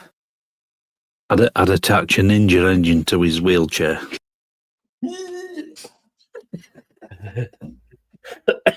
You wait till this road at my well turns up, mate.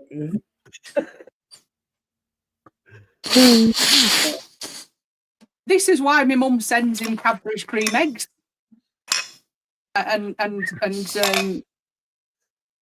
tells me I can't have them. I've got to go into the diabetic coma. I'm not allowed to touch that unless I'm passing to him. That's it. I agree with what Bill said a bit back. He said about it. He said, what's wrong with having a little bit, yeah, you shouldn't have it, but now and again.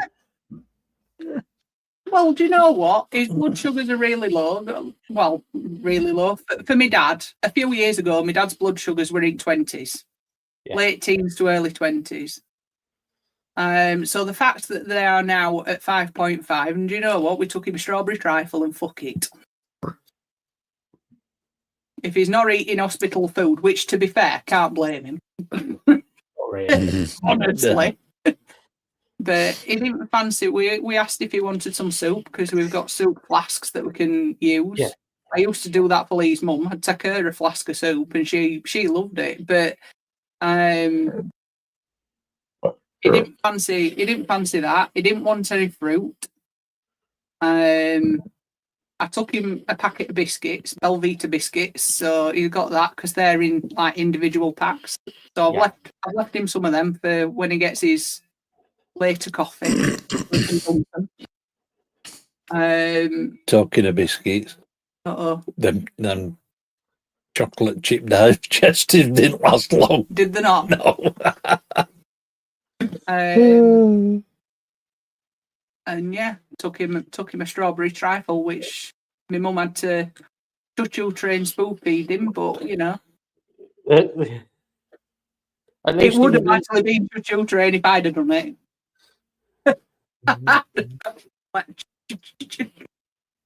Which is probably it's probably better that my mum did take over that duty, to be fair. But at least he got something down him. Yeah. Although he did say that nobody's in the nursing home block. Dinner today was chips and steak pie. And he tried telling us that he didn't eat any of it, whilst telling us that there was some lovely juicy chunks of steak in this pie. And I'm like, I said to my mum when we come out, like, he must think we were born yesterday. Obviously, he's tried to eat he might not have eaten much of it, but he's clearly eaten some of it.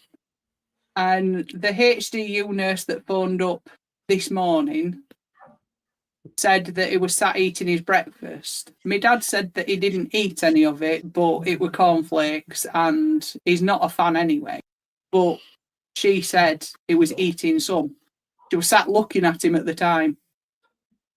So he must have had some of it. Not a lot, but Yeah. so He's just trying to get better grub, that's what it is. Can't say I blame him for that, to be fair. Yeah. Take him a decent pint then. He's after a pork pie.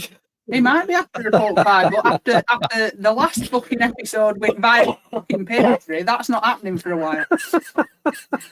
Take him a pork pie and a decent pint then. Do you want to explain the violent pastry, or shall I?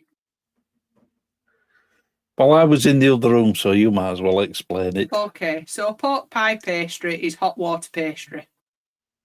Yeah? Traditionally, it's hot water pastry. So, flour, and then in a pan, flour in the bowl, in a pan, cold water, all your lard and your salt. Warm it up to a temperature where it's all melted. Yep. And then pour said mixture into the flour. Now, I had some minced beef and onion from the previous night left over, and I thought, I wonder what that pastry would be like in a normal pie, not a pork pie. It was rather nice. Obviously, if it's a fucking good job it was. So obviously, we know what it's like on a pork pie. Quite a crispy texture on the outside. It's, got that white in the middle. Okay, well, I've got all that. I'll use the leftovers and make a pie. So I'm making the pastry, or doing the lard bit and the hot water bit. Picked the pan up to pour it into the flour, and it fucking exploded. And when I say exploded, I mean It went kaboom. It fucking literally, I've got hold of the fucking pan. I've got a t-shirt on. I've got my apron on, thankfully, because that'd have been a t-shirt that fucking bought it. It exploded and hit the ceiling. So I've got lard all over my fucking ceiling. It exploded and hit all my hair, so I had lard in my hair. That wasn't fun. I know I felt some on my face, and I felt some hit my neck. Some hit my arm and my thumb. Got my arm straight under cold water. Didn't really feel my thumb and my finger. The pain was elsewhere. So I dealt with the elsewhere pain before I started feeling the pain in my thumb and my finger. It's not funny, but it is. So I've still got splash marks on my arm, but they didn't blister up because I got them straight underwater. Yeah. My new apron, completely fucking covered. That took the brunt of it, thank God. That literally that is covered in just lard. Because now it's all gone cold and dried. It's just lard splashes now. When I when shopping in the bag caught it. Oh yeah, the shopping in the bag that completely fucking caught it. We're all over the floor. I had to clean all that up. The toaster got it. The air fryer, all the tiles at the back. Fucking hell, it was literally everything were covered. The kitchen cupboards and everything it were just everywhere. I've put tea towel under the cold water, ice cold water. Thankfully, it's really cold time of year, so the water is instantly cold. Put that on my neck and my face while I've got my arm under running tap. I couldn't really put my face under tap. Woke up the following day, and all as I've got is a few splash marks, tiny splash marks on my arm here, and one blister about 3 millimeters on my thumb. It's not bad. It could have been a lot worse. It could have been an A&E job, quite frankly. I was like, it must have just perfectly sealed. It must have been perfectly sealed. You know, in an air bubble or something. The whole thing. No. It wasn't the pie. It wasn't the pie that exploded. It was me pouring the hot water into the cold flour. Oh, yes. Reaction, so it's just fucking exploded. Yep. I've not gotten the pie. The pastry wasn't made. When the flame had gone up, you'd thrown a match, it would have gone. Yeah. It looked really spectacular. Basically, had Guy Fawkes have used my method, it would have succeeded in the House of Commons. Well, that's got us now on the terrorist list. Thanks, Liz. Yeah. We're fucked. Get a time machine, please. The last man to walk in the Houses of Parliament with honest intentions. There, I said it. Yeah. Slanjava. But yeah, that's so basically, after I'd sorted myself out, I continued making the pastry because why the fuck not?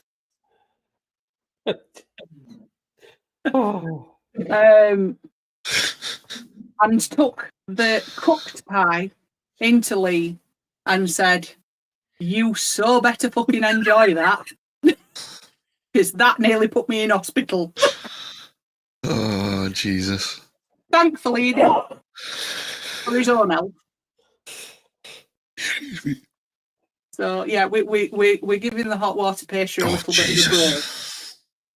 I just had a vision of Lee running in the kitchen, hitting the lard on the floor, sliding straight through the kitchen and out the back door. It's a really, really simple recipe, to be fair. You just need really cold flour. And really hot water and lard. Really hot water and lard. So, yeah, exothermic reaction equals Lisa covered in. It's why there were so many people getting injured from cooking soup in microwaves. Oh, no, you don't cook it. They would cook it. It was so hot that as soon as a spoon at room temperature hit it and broke that layer, it just went. Yeah. Ego.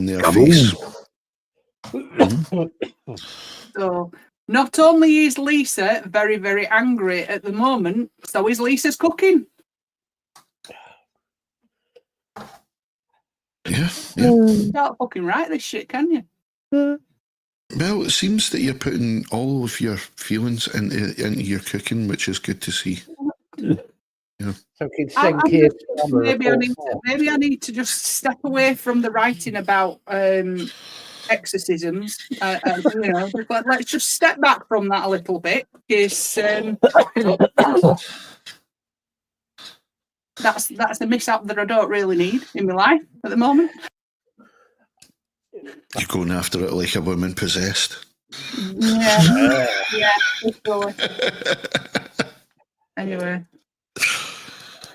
I shall say rant over, and I'm going to go downstairs. Do you need another drink? No, I think we're going to call it in a short while anyway. It's quarter past 12. Now I've entertained you with my dad stories and violent cooking stories. There you go, some good advice from Bill. Exercise the pan before use. It wasn't the pan though, it was the power of pies compel you. The power of pies compel you. I'm surprised that bowl didn't explode, to be fair, because it was a ceramic mixing bowl.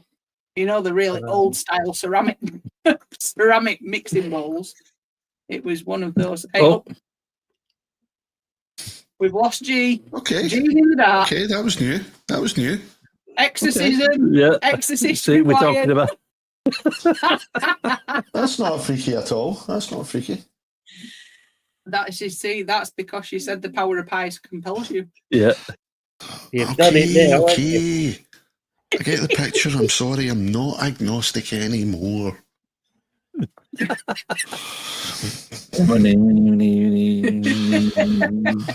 Shouldn't mock. I'm sorry. Apologies. Now I've scared the shit out of everybody with, and clearly scared the shit out of G's like. Yeah, and me kind of after that happening. You scared the shit out of Northern Irish electricity. Yeah. Yeah. Doesn't take much. As soon as my dad's home and out of hospital and settled again, I will do a second write of that script because there's bits I've missed out, there's bits in the wrong order. I just need to rejig it all basically, and then we can start. Looking forward to this one. Yeah, and then we can start filming. Don't, because I know what he's going to put next after custard powder. We do not need that recipe. What recipe? What recipe? What about custard powder? Well, you only need 2 other ingredients to make something, and if he puts it with fucking because he's just put a recipe for something that won't go down well over here. You can do a lot of things with custard powder. You can even walk on it if you make it right. Yeah. Use custard powder with 2 other ingredients. That's tomorrow's headline. Man arrested in Whitby. Yeah. In sticky situation with custard. Make custard in the right way and fill a pool with custard. You can run across it. Yeah. Non-Newtonian fluid. Yeah. Run. The only time I run is when they call fucking last orders. Free beer. Listen, if you see me running, you better fucking follow me because I'm running away from something. That's it. I don't fucking run for any other reason.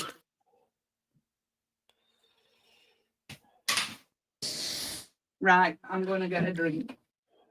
I think I need one. It's been a day.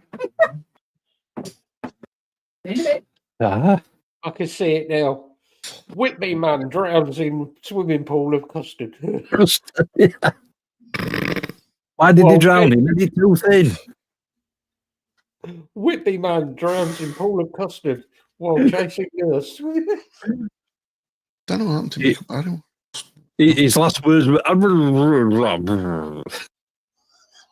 Bill, if you're going to go out and do that, that would be epic. If you're going to go out how you lived your life. No, as the Joker always says, if you're going to go with a smile.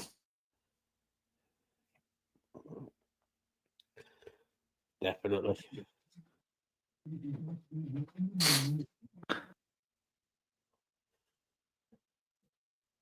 No wrong with that bloke.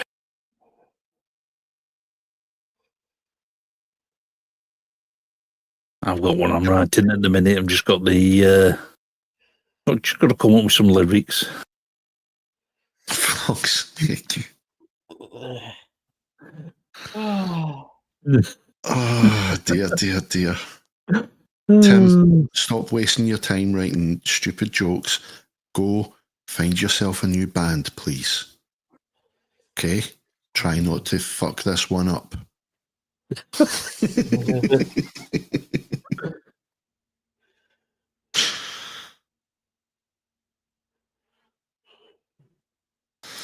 That's fine, Mrs. It's fine.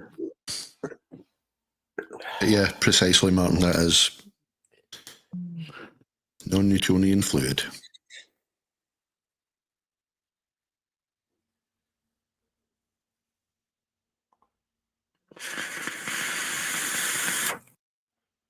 Don't do chemistry at school anymore, do they? I've got so much. I think it depends on the school. So much I can teach Gwendolyn. Christ, I remember chemistry class in my school. Yeah, but how much of it is actually in water? She would get thrown out, but I mean, we'd be lighting magnesium and throwing cesium into water. You know, that's the kind of shit we done. Yeah, but Don't forget, she'll get thrown out of her own accord. She don't need your help. This is true. Look, I'm not, I don't know, but is that another name for aerogel?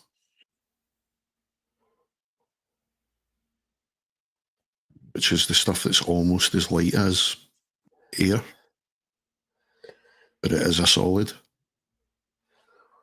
And you can now, there's now supposedly air alloy as well, which is an alloy that's almost as light as air. But it has no real structural strength as such. No. Which is a shame. If you could get structural strength into it somehow. Oh, okay. Well, quantum foam is, I know it now. Yeah. Can't remember what it does and how it affects things, but I know it's part of quantum mechanics. It's not. I thought it was an actual physical thing for a second there. Yeah, it was a bit. We're going to do a party later for her because it was pitch black, so. Martin, he's very afraid of Gwendolyn. Martin, you have no fucking idea. You have no idea what you're dealing with. Mate, We've met the whirling dervish. She would terrorise you. I promise. You might think she's innocent and sweet and innocent. Yeah. He's anything but. Devious is what she is. Oh, bless her.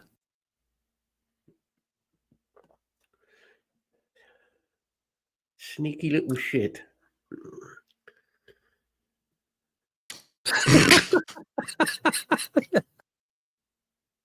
I can't disagree with that. No, I can't. Hold on, that makes her the spawn of Satan. Hold on a minute. Yeah, exactly. No, that's me. We can't. That's me.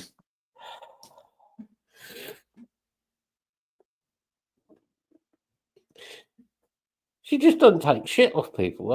That's Yeah. Which is a good quality to have. Absolutely. Yep.